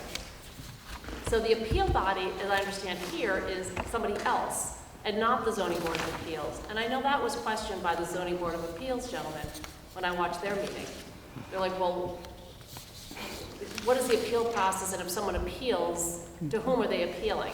And why is it not back to the ZBA? Maybe there's a reason, I don't know. No, but you're right, that should be very clear. And if you guys aren't comfortable, you And should. again, it's not clear, right? Well, I don't, or whoever's read this could tell us. Okay, Beth, you're first. Yeah, how something is done is everything. That's the, because what if you are wrongly, you know, Cited. or cited or whatever? I mean, there has to be someone who definitively, there's some place where you can definitively appeal. Does this apply to swing sets or buildings? That's all I care about. Applies to the zoning ordinance. Well, you're kind of a scofflaw with your swing set, so I don't know. Do we have to write that in specifically? The swing sets are excluded. Yes. because, Yeah. I don't know if there's no swing foundation. sets constitute a structure. How can a swing set Right. be- Put some be wheels too Oh, on that close? thing. That's funny. One big swing set. Yeah, what do you got going there? It's pretty average.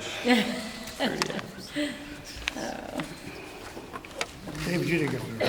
What is this? I mean, I have the copy that was circulated by email. I have it on my computer. This is the same. I don't know. Maybe for each day, okay. all right. My understanding, though, like, if you, I don't see this in here, but I believe if you go to a hearing officer and you don't like the result, you can take the town to court. That's what they're Right. No, but here you have the zoning enforcement officer issues the fine. You can appeal it to the hearing officer appointed by the Board of Selectmen. And then I think if you, oh, go The ahead. question that came up with ZBA, that indicated, just sharing, you guys can watch the ZBA meeting. Yeah. The question that the ZBA member had is that would that hearing officer override what the ZBA potentially voted on? They have different powers. ZBA deals with zoning variances, right? They don't deal with violations of zoning ordinances. They're not making specific judgments But about. they get a decision, somebody appeals to ZBA, ZBA says, okay, you don't need 16 feet, we'll go with 12 feet trees. And that's the opinion of ZBA. That now the zoning, now there's an enforcement, that there's no trees. But how are you appealing? Like, is it back to the ZBA or to a third party? That's what I wasn't clear of. If Or you could this third appeal- party you could would appeal- Overturn what perhaps ZBA. It sounds like the ZBA's hearing, decision. I read this as the hearing officer is the final verdict. So Has they the final. could change what ZBA said? In Is the their- ZBA about getting something approved? It's about getting a second opinion. That's in the statute. But you're asking to have something approved though, right? Like you're saying, hey, I want to do this, and the P&Z says no. Or your neighbor. And you your go to neigh- ZBA. But this is a situation where something has already happened. Yeah. That nobody approved, Right. right? And ZBA, possible. Or this could be like, This is no, you're in violation I want a of zoning variance. ZBA would ordinance. be on one side of the argument Yeah. and the homeowner Yes. on the other. You've ZBA done- is you haven't done anything yet, and you're asking for permission to do something, and you've been told no, and you can go to ZBA. This Okay. is, And you try went and to- did it. Try to make an Right. agreement, yeah. Or, You're asking Didn't get any for approval. forgiveness and Or not you didn't do permission. it. Or you did didn't- know- or like well, you okay, could or have you've this- it's been alleged that you've done Yes. something. Let me put it that way. It's been alleged that you've done something Or in you were violation of told zoning. to do something, you were told to put the trees up, and you didn't put the trees up. like, as a condition precedent, like, you can have this variance so long as you put up a 10, You understand my 12-foot point? trees. ZBA is involved in a different part of the process than this. Yeah, zoning. And then you don't do it. But then you don't do it. That's where you go, if you don't get a zoning thing passed, you go to them. You appeal. Or if Yeah, you, but or if if you the get a zoning permit to enforcement do officer- something on your property, but you exceed the bounds of that permit. Yes. Yes. By doing work It that could be wasn't, just that wasn't allowed, Right. because, you know, you had the workers there, and what the hell, I just want to do extra work. Well, And so- it violates the But so- zoning So the rules. other side of this is the zoning enforcement officer may present evidence on behalf of the municipality. And if the person fails to appear, blah, blah.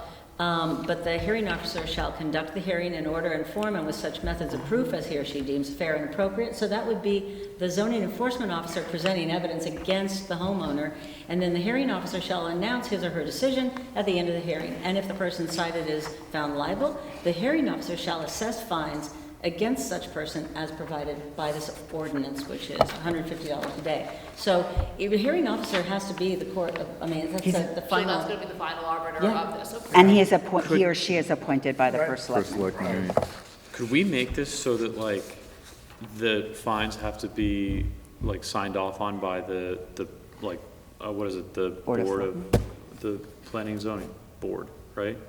They're elected public officials, right? Rather than like someone the town pays? How does it work with the blight? You're just looking for like, who's the I want- last reasonable I want them to be, yeah, opportunity? to then have to You know. sign off. They say, okay, fine, like this is a list of fines that we're being told that we need JZ's to. have to sign off if you get fined for speeding, right? Yeah. Like, this is not that different. Because but your final appeal is probably suing the town at that point. If you just really disagree and they're charging you $150 a day, you have damages, you know, Yeah. if you want Right. to bring, something's been unreasonable, that's probably the Right. answer. Because zoning, they're just on the other side and it's not their final, they're not the final. This is establishing a judgeship, you know?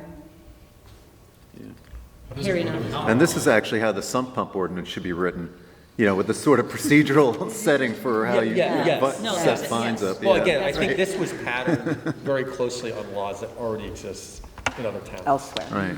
Yeah. Like, do you know, Stamford, I Greenwich? don't know which towns, he mentioned a couple specifically, but I don't remember which ones he said. I think he mentioned Norwalk was one of them. I mean, So this I'm in favor with proceeding with this, but I am, and also, it just, you know, so it matters how that hearing officer is appointed, right? By the first selectman, and that's it. The first selectman shall appoint one or more hearing officers to conduct the hearings. And And neither the zoning enforcement officer, the building inspector, nor any employee of the town of Darien may be appointed as a hearing officer. And, you know, so this is the first selectman. Well, you know, that's someone who was voted into office, and if you think that, you know, someone's abusing their power or whatever, you know, he's probably, he or she, first selectman, is gonna be, you know, sensitive to whether or not it was done. I mean, we could amend fairly. this to make it the Board of Selectmen and not just give the power to just the first selectman. Or what about the P and Z board? Like, doesn't planning and zoning have its own elected board that they can? They do. Like, why are we giving it to the first selectman or the? Well, to appoint It's a the state judge, basically. The hearing officer is the one he's appointed. Yeah. It's not, You don't want them to be biased and Yeah. like if they're on. I see, okay, it could it's, be- yes. I think there's try to avoid conflict of interest here, essentially. and you know, I mean, we probably also just have to, I mean, I'm always sensitive to people who took the time because they know there's a problem and they know exactly why, and they did the study and they talked it all through and they had probably all the same concerns we did, and this seems like it's very well thought through. Yeah. So if they think that's, I'm So inclined to go is with it, that. okay. sorry, Is it who- worth having Jeremy come and discuss it with us? This Just is like we're- Jeremy. This is Jeremy. Right. Right, no, I see that he sent it on the So, second. so and it, he so wants he's it. He was waiting, out- he's out and of this is town. what they want. And no, I'm just saying if we have questions or, It also says after the fifth day, it has a separate fine. Right. Subject to a separate. So you have 5 days to correct the violation, and then if you don't, and they come back and find it's still in place, they can keep fining you. Right, so what happens though, like, if the violation to correct it takes, and then it says here that you can appeal it within 10 days of the receipt, and then, like, what happens within this lapse of time? Are they just getting the $150? Well, I would think the enforcement officer would still have to keep coming out to the property and find that the violation Well, there's exists. the thing, I mean, I've seen the list of pending COs. It's really, really Right. long. There's gotta be, and that has to be part of the plan. It's like, you know, getting a permit to build a house, and then you build half of it, and you wait until more money or something, and 6 years later, you're still building the house. You know, it's like, Yeah, I've seen there- those. what it really is you have to have a plan, you have to be able to afford what you're doing, you have to step through it, and not just allow a violation to sit on your property when, because you haven't gotten around to it, or you don't want to pay for it, or Or whatever. what if they can't get the person to do the fix in a period of time? Is there flexibility on Well, that? that's the thing, and that's where apparently zoning, they have some flexibility. They're the ones who are gonna say, you're now in violation and you're paying $150 a day. They will have talked to you first to Right. say, fix this. And they'll know you if you're making a good faith effort or not. And I think this is aimed at people who are making This is a last Right. resort. no good faith It's just effort. empowering Yeah, them to yeah, have that yeah. recourse. They are elected Right. officials at the end of the day. Yeah, Right, and the hearing officer is not going to be an elected official, it's just going to be a citizen who, you know, is going to hear this and, you know, have their own opinions, how things are done and should be done. You know, it's not like they're going to have any vested interest in the planning and zoning department. no, So- I'm inclined to go with this because, I mean, it's all here, it's in plain English, the rules are the rules. And yeah, I'm sure they are getting, you know, overburdened with, I mean, you know, it's clearly a problem or this wouldn't be on the table. It's a problem. And It's not a huge problem. but Not a huge- There's a few okay. people that are, you know. But let's be right, efficient yeah, and yeah. not make our inspectors go, Right. you know, make 10 visits for the same No, thing. there's- Oh, still not done? Okay. And there's so much construction going on in the town, and people right. pay so much for so many small properties, they try to use every square inch, and a lot of times they don't always pay attention to the rules. That's for sure. And I'm living near one of those people. But, and I'm waiting for somebody to come and tear that down. But also, you know, when we let it get messy, they have to hire more people, and now we're paying for more people. Then do we want that? I mean, I don't think so. I heard that the impetus behind this was when there is a violation, then we get paid off, is you gotta hire a lawyer, the town has to hire a lawyer, to go to court, to get dragged down. This way that's eliminated. No, this seems like a More responsible. efficient. No, but This the seems town, like a the responsible town doesn't solution. litigate though, right? I don't, It doesn't because it's too expensive. yeah, correct. exactly. Sorry? Oh, really? Yeah, Absolutely. I mean, the town's the only one who can really enforce these things, because the homeowner actually has to show actual damage, you know, from a zoning violation. So, you know, if you want your zoning rules to mean anything, there has to be some enforcement. Otherwise, it's just a free-for-all out there. It's a free-for-all. And apparently they've run sort of into the free-for-all. The steamrolls. Joe, can I ask a question, though, just back on the enforcement, just to clarify? So it's $150 a day? Is there interest then building on that? They don't say. That would be governed by whatever state law is on that. Yeah, it only says $150 for each day a violation continues. Okay, is Period. there at some point at which a lien will be placed? Does it mention? It says there's an extra fine.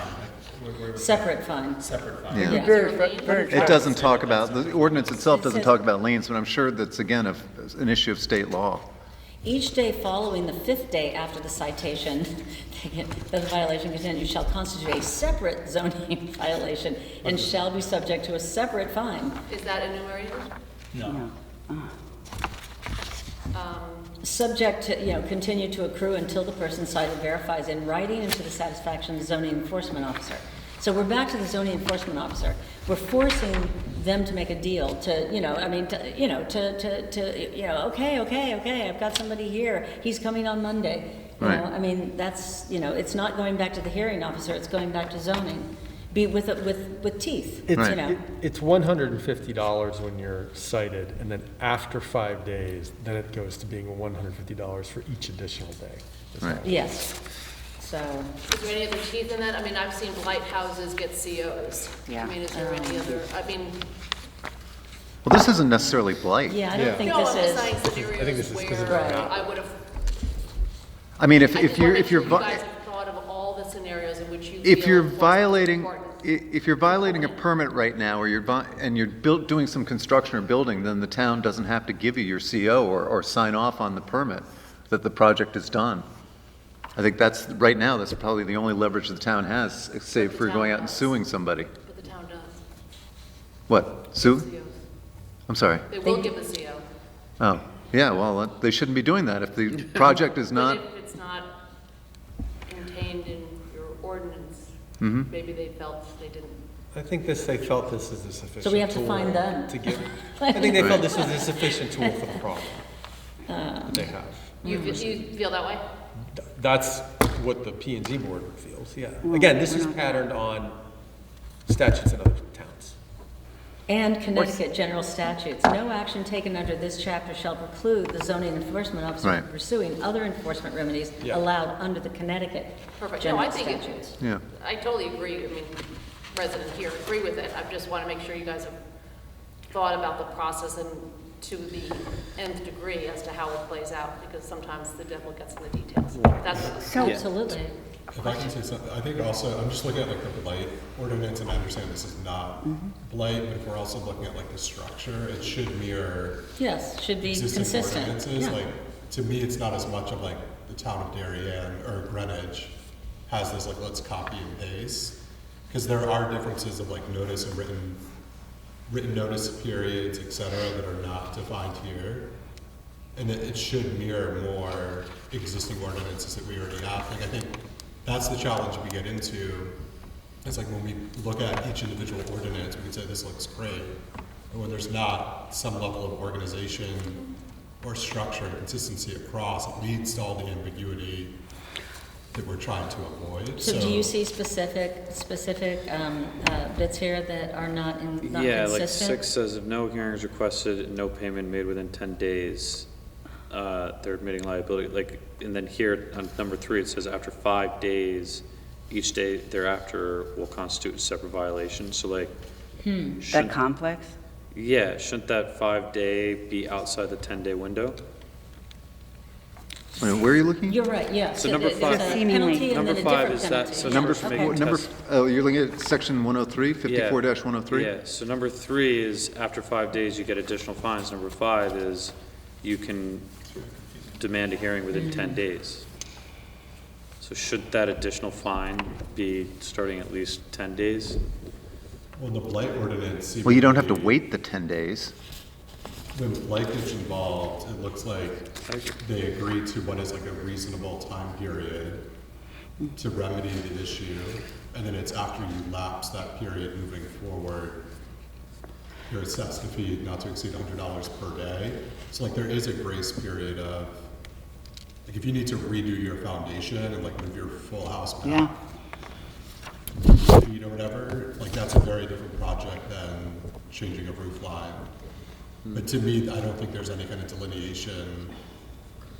There's just like this, you can get assessed a fee with no aspect of like reasonable notice period. There's a formal written notice period. I also know from watching blight meetings, like those have to go out to certified mail. There's a whole appeals process before the fees are assessed, not here's the fee and we're putting it on the resident to defend themselves. Like I don't think that the town's going to go out of their way to arbitrate or assess, but I also think that it needs to be clearly stated. But I think the blight ordinance is an exceptional situation because it's such a subjective concept of what constitutes blight. And there was a lot of concern about that when that ordinance came through. People said, well, one man's blight is another man's treasure. Yeah. So, you know, like, so that's why there was a lot more sensitivity to giving notice and letting people, you know, really fight it out. If you're violating a zoning ordinance because your house, your setbacks aren't within, you know, however many feet of the property line, that's either true or it's not true. And you got to fix it. And you can't just wait because other people are being hurt. But I understand that somebody, they're either seeming like knowingly or unknowingly disregarding. But there should at least be some aspect of relativity of a period to procure or something that's relative to the project at hand. Like I understand these people have already broken from the norm, but I also think that there should be some level of consistency across other ordinances that we have. And maybe it's not as formal, like written notice. I just think ultimately that there's more here that we need. I mean, but if you're speeding, you don't get a, you know, you usually don't get a warning, you know? You usually just get a ticket, you know? You can, but it doesn't have, but that's up to the discretion of the officer. And the way our town works is, you know, they just don't come out and start handing out fines to people. They usually, you know, there are conversations that go on before that. Exactly. There, I mean, you know, putting in a pool, you know, before, I mean, halfway through, you've already had 16 visits from, I mean, they want to see every single thing you're doing every step of the way, which I think that is great. They do a good job because any contractor mistake, I mean, you know, any contractor mistake will be fixed before it's expensive. Right. If, you know, I mean, and they do it, and they, I don't think somebody's going to move their house back, you know, a fully built house 5 feet back out of nowhere. That's not going to happen because they will have been there. You wouldn't have gotten that far, you know. But the consistency thing, that is important. I mean, we definitely don't want all over town code, just all these random, like, well, for this and that, and this is that, and nothing in relation to each other. On the other hand, I don't want to make perfect the enemy of the good. Yeah. Oh, exactly. You know? So this seems reasonable to me. I hope it's, I hope it's consistent. I hope they've made that a priority as well. But I think this question about the 5 days versus 10 days is though a good question. Like, so where, and let's go back to that. If you have 10 days, essentially, you have a 10-day grace period, essentially, where you can pay the fine and no harm, no foul, or you can contest the fine. Or you just make number 5 days to. But that's only after you Well, fix the problem, right?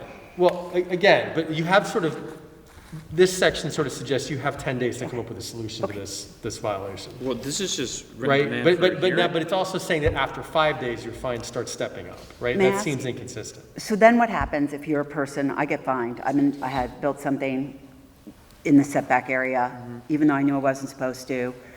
I'm cited, I'm fined, I ignore the fines, I don't pay them. They accumulate, sort of like in a blight situation, and they grow, and I don't know if there's interest on them. I don't think it says anything about that in here. I really haven't read it carefully because we just got it. But, so I ignore it, and it grows and it grows and it grows. Does the town entitled to put a lien on my property? Like, doesn't address this? But if you don't pay your parking tickets, what happens? I think eventually they can. I get booted. You get Yeah, booted. and then I have to Right. go to the police What if- department and write a I don't check, know, something that and I doesn't have been involve your car. booted. What if you're violating some other rules? What if your dog keeps pooping in the park and you don't pay your fine? Well, we have What an happens? animal control officer Okay. that, like, I think You is, gonna butcher your dog? I don't know, I think that, like, I don't know, like I thought that they were going I'm to just utilize saying, that on there's Great got to Island be or a lot of something. other rules in the ordinances that involve fines, and if people just don't Yeah, pay them, so, then so, there's yes, some. I think people, And I yes, doubt they people all would- have their own individual if somebody doesn't pay the fine. Right. I imagine that there's some governing statute for people who refuse to pay fines that they've been Well, I think that assessed, we need right? to know that. I think we need to know that. Like, and I want to know if they can put a lien on my property. So the citation, Is there interest? the citation is issued by the zoning enforcement officer. So not the hearing, I mean, this is not way before we get to the hearing This is like officer. Woody. The zoning enforcement gone. officer I know, but- is first, before a citation, the owner is issued a written warning. And it's very specific about the ways that satisfies that. That shall issue a written warning to any person who violates the zoning regulations. And it may come in the form of a notice of violation, or a cease and desist, or this and that. I mean, they really have Okay. become, it's very specific. Okay, So I that's see it. before a citation. That's just a written warning that if they don't, Repair.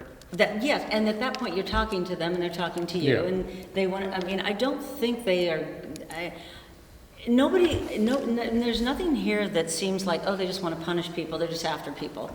You know, they're trying to. This is a last resort. Right. Exactly. And this it's a is last not- resort that doesn't involve them having They've already to hire a talked to lawyer. you. It's a last resort that you can follow. Because Right, if you're, yes. if you begin, before you begin the process, they come to make sure, and also you've had a surveyor, a certified surveyor, and they have approved the plan, and they know that you are building whatever your setback is, and, there's a lot of steps that happen before you're allowed to break ground, right? So, so this is like, is certified mail, return receipt requested, they'll send a sheriff or a constable, making sure that you're about to be in trouble if you don't do something. So there's, this isn't just, willy-nilly. No, it's A due process citation, and here, we're yeah. gonna start, and we're gonna start charging $150 a day from this day, no matter what you say or do. I'm just wondering if in 54103A3, if that, rather than the step up starting after 5 days, if it should start up after 10 days. Because 10 days seems to be the magic number for the rest of this. Yeah, it in might be a terms of- typo, I don't know. Well, they might have kind of cobbled a couple different pieces Well, together, no, right? and they might not have, as we have found, when we're correcting stuff, it's like, oh, we didn't reference back to. Maybe there's a reason why it's 5 and not 10? Yeah, It that's just what seems I'm like it curious. should be 10 to me. Yeah. Because that's sort of the magic number for the We rest also of don't that have a section. sheriff, do we? Sorry? We don't have a sheriff. We have constables, town Town constables. constables, I yes. understand, but like the terminology, I guess where I'm going to is No, we like, don't have any constables. We don't have them anymore? Well, Yeah, I was They're on gonna the say, ballot. I've never, who's the town constable? Oh, that's right, there, no one's on the ballot. There are constables now, there are constables now, happened? but there's no one on the Yeah, we ballot. did. to keep serving, because now we have none, but. I used to find people to do that. the sheriffs are usually at. David, that's your next gig.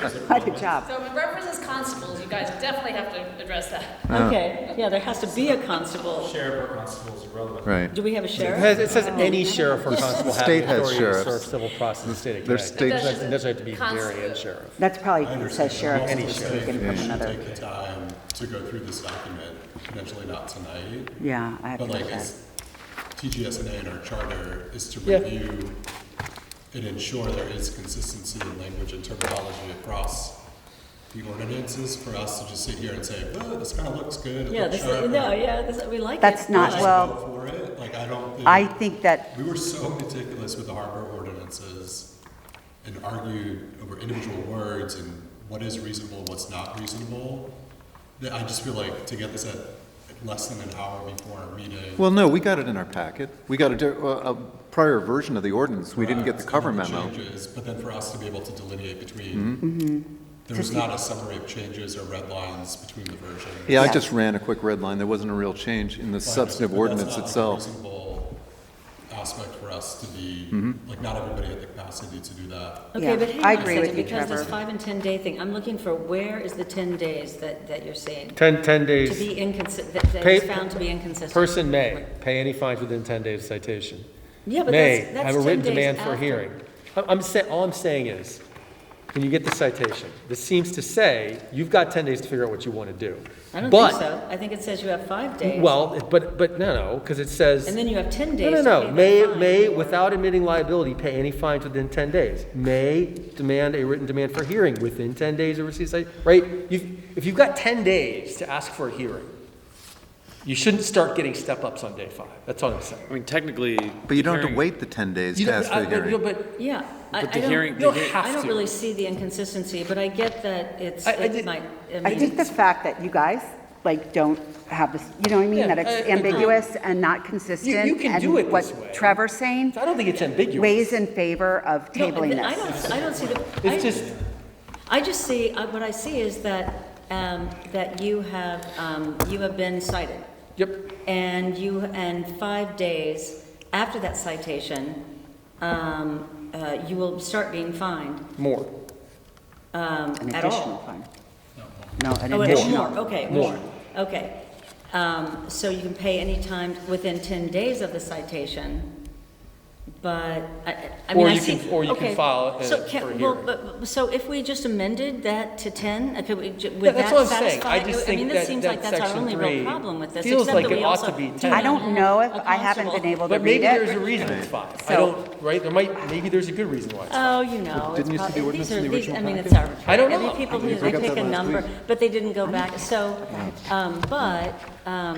Maybe it was in the thing. but, The whole concept of but we like. have to have a constable or a sheriff if we are gonna say that that's. No, but the whole concept too of like getting additional fines without yet having the hearing doesn't. Okay. Yeah, Okay. this is Well, like but the you're hearing getting- will you're cover getting- the additional fines. If they weren't warranted, the first fine wasn't warranted, then the second fine, third fine's not going to be, is going Yeah, to but if be it thrown out was, too. then You're it's getting like- additional fines because you're being a scofflaw. I think it's reasonable if you're telling the person you have 10 days to file an appeal. Well, no, that's You wanna like, talk to the you can't lawyer. assume that they're being a scofflaw, they're being accused Well, of that being is a the, scofflaw. okay, fine. That is the assumption in the law. That's like due process or whatever, That is the right? assumption in the I law. feel like 30 days is, I know, well, honestly, I wouldn't, I mean, that's tight, that's very tight. People go out of town, we have snowbirds who Right. don't get their mail. Yes, You exactly. know, My concern with like 10 days is so, tight. Well, again, I don't think you get to this point unless there's already been a lot of Exactly, discussion. but Right. I can't, Yeah. in good faith, I mean, I haven't made a motion to table it, and I don't know if it would survive, but I can't. I haven't read it, and I can't. It's like almost 10 o'clock, it's my bedtime. Like This is not time sensitive, just FYI. It's I mean, not. you have a- No, you have a probably not. movement So then from what's the rules and rush? a decision, but from what I've heard from Jeremy, this is something he wants soon, but this is Well, not then, 6 months, look, but if it's there's a not. real feeling that we need to talk to Jeremy about this, why don't we call a meeting before Tuesday's meeting at, say, 6:30, 7 o'clock, and just meet with him to discuss it and vote then on this ordinance? And that'll give everybody a chance to read through it and make sure they understand it. like, So this was, but did this go Could that be a through? special did- meeting? Yeah, did special this meeting before the language go RTM through another meeting. We could committee? vote in special meeting. This we must could have vote. gone through another committee, what I zoning. mean, I don't know. Planning and zoning or something, right? did this Who go- else has weighed in on this? Did planning and zoning weigh in on this? I do not know. I'd be Good question. shocked if they I did. talked to a We member cannot of be the the. P&Z board. Right, we can't be They the. vote on it? I don't know if they voted on It was it. presented to ZB&A, they did not vote. Okay. I don't know whether it was voted, I don't but know maybe if that's P&Z something voted to on it, but- watch Well- those meetings and hear that Yeah. conversation. Let me just put Assist you this in your- timing bug in front of you guys, because usually, November, we're having the election, we'll have our organizational meeting, and then the committee organizational meeting will be the first 2 meetings in November. No business is going to get conducted. Then we're going to have the State of the Town meeting in December. Usually, no business is conducted. So this is not going to come back on the agenda until January. And how So then does- it's not going to start to be enforceable until what, the middle of next year? So but So- you're right, can we just have a meeting prior to the meeting? It says it's not effective to February 1st. Right, So because we could still- Jeremy says he wants a couple of months to socialize this and have the Planning and Zoning Commission, publicize this to people so it doesn't come as a surprise. Shouldn't that be But if done you- I'm before? sorry, the irony there is that you all should have that at the same time. Yes, I That's mean, right, yeah, no, that just yeah, struck we me don't. very ironic. yeah. Yeah. So, Can we meet with him before, just to Well, ask, that's why I how suggest urgent does having he, it- how urgent does he think this is? Because otherwise, it should just get That's why I pushed off. suggest having a special meeting before Tuesday's RTM meeting to go through this. I mean, I don't Is think this it'll on take the- very long. So this is on the agenda for the RTM, full Right, RTM for Tuesday. meeting? And the Or Rules Monday. Committee, when Monday, did the excuse me. Rules Committee put it on that agenda? Like whenever? 2 weeks ago. 2 weeks ago. And then we did receive this? Yeah, 2 it was in weeks our, ago? it was in our Correct. packet. No, but today, you said today. We received got it. Jeremy's Well, cover a- memo today. Amended version. And it Some fixed a way couple that- of typos in the Yeah. ordinance itself. There Was was not nothing indicated exactly significant what- in there. But I change mean, like, was? say on Monday, he makes a change to like the 5 days, 10 days, or like some sort of hold Yeah. until the hearing. Does that then still go for a vote, or like, don't we all have to see If we have to amend the resolution, then when Joe stands up, I'm gonna, he'll give the report and make a motion to amend the proposed ordinance. In the with- RTM meeting. Yeah, Also remove in the sheriff and constable, right? Or are you gonna keep Correct that? that. They're state sheriff, so the concept still exists, it's just not dairy and constable, though. We might have a constable. well, we may have a constable someday, so Yeah, why not just right, leave it in We there? may. It just, as long as you have sheriff. This sounds like Yeah. our next issue. I know what I'm running for Why do next we not Yeah, have a right, constable? right. You can marry people if you're a constable. That would be cool. Yeah, Start finding people. right. Deputize. I know, it's justice of the peace, I guess, people who marry. Yeah, that's it, yes, that's Yeah, what yeah. it is. But, But yeah, it could be amended on the floor, obviously. What do you want to do? I mean, I'd be prepared to vote for this, but if people are more comfortable with talking with Jeremy, why don't we just meet, what the RTM meeting is 7:30, so meet at 6:45 on Monday? 6:45 on Monday? I could do that. We're going to vote to table it. No, now. Well, now we No, just don't take a vote. We We just, just don't take a vote? yeah, we just wait till the Okay. next meeting. Yeah, it's Right. unfinished business. Okay. Unfinished business. So we don't have to take a vote. Nope, Okay. Still working on it. Okay, any other business? no vote taken. Is there anything else you want to put on that special meeting, just make sure you've got your full agenda, whatever it is? This is all I know. Okay, just, Yeah, no, it'd just be this ordinance, I Just think. this, just this When one. would you do it, or? Monday at 6:45? The other one, we, What about, the sump pump we tabled, Yeah. but we're not, you know what, on the harbor ordinances, I know I was the only one who didn't vote in favor of that, but like, and I know often committees are unanimous, but could, you can give minority report. Yeah. Yeah, Jack Davis I will can't- tell you should give a minority report. I'll have Jack Davis tell me what? I said Jack Davis would tell you that you should give a minority report. Well, I like to, If you I want want to consider, I would, yeah, I You don't think have I'd to like make a to do decision that. now, Yeah, so, okay, okay? yep, So there's other business, so we're gonna meet at 6:45. What's the date, the 27th? yeah, Yeah. Monday. So you'll have to get a notice into Krista, I guess, if there's Yeah. a special meeting tomorrow. 6:20, 6:45, right? Yeah, Yeah, I mean, that's probably half an hour should be more than enough time. 10:27, is Jeremy back? I don't I know. don't think so.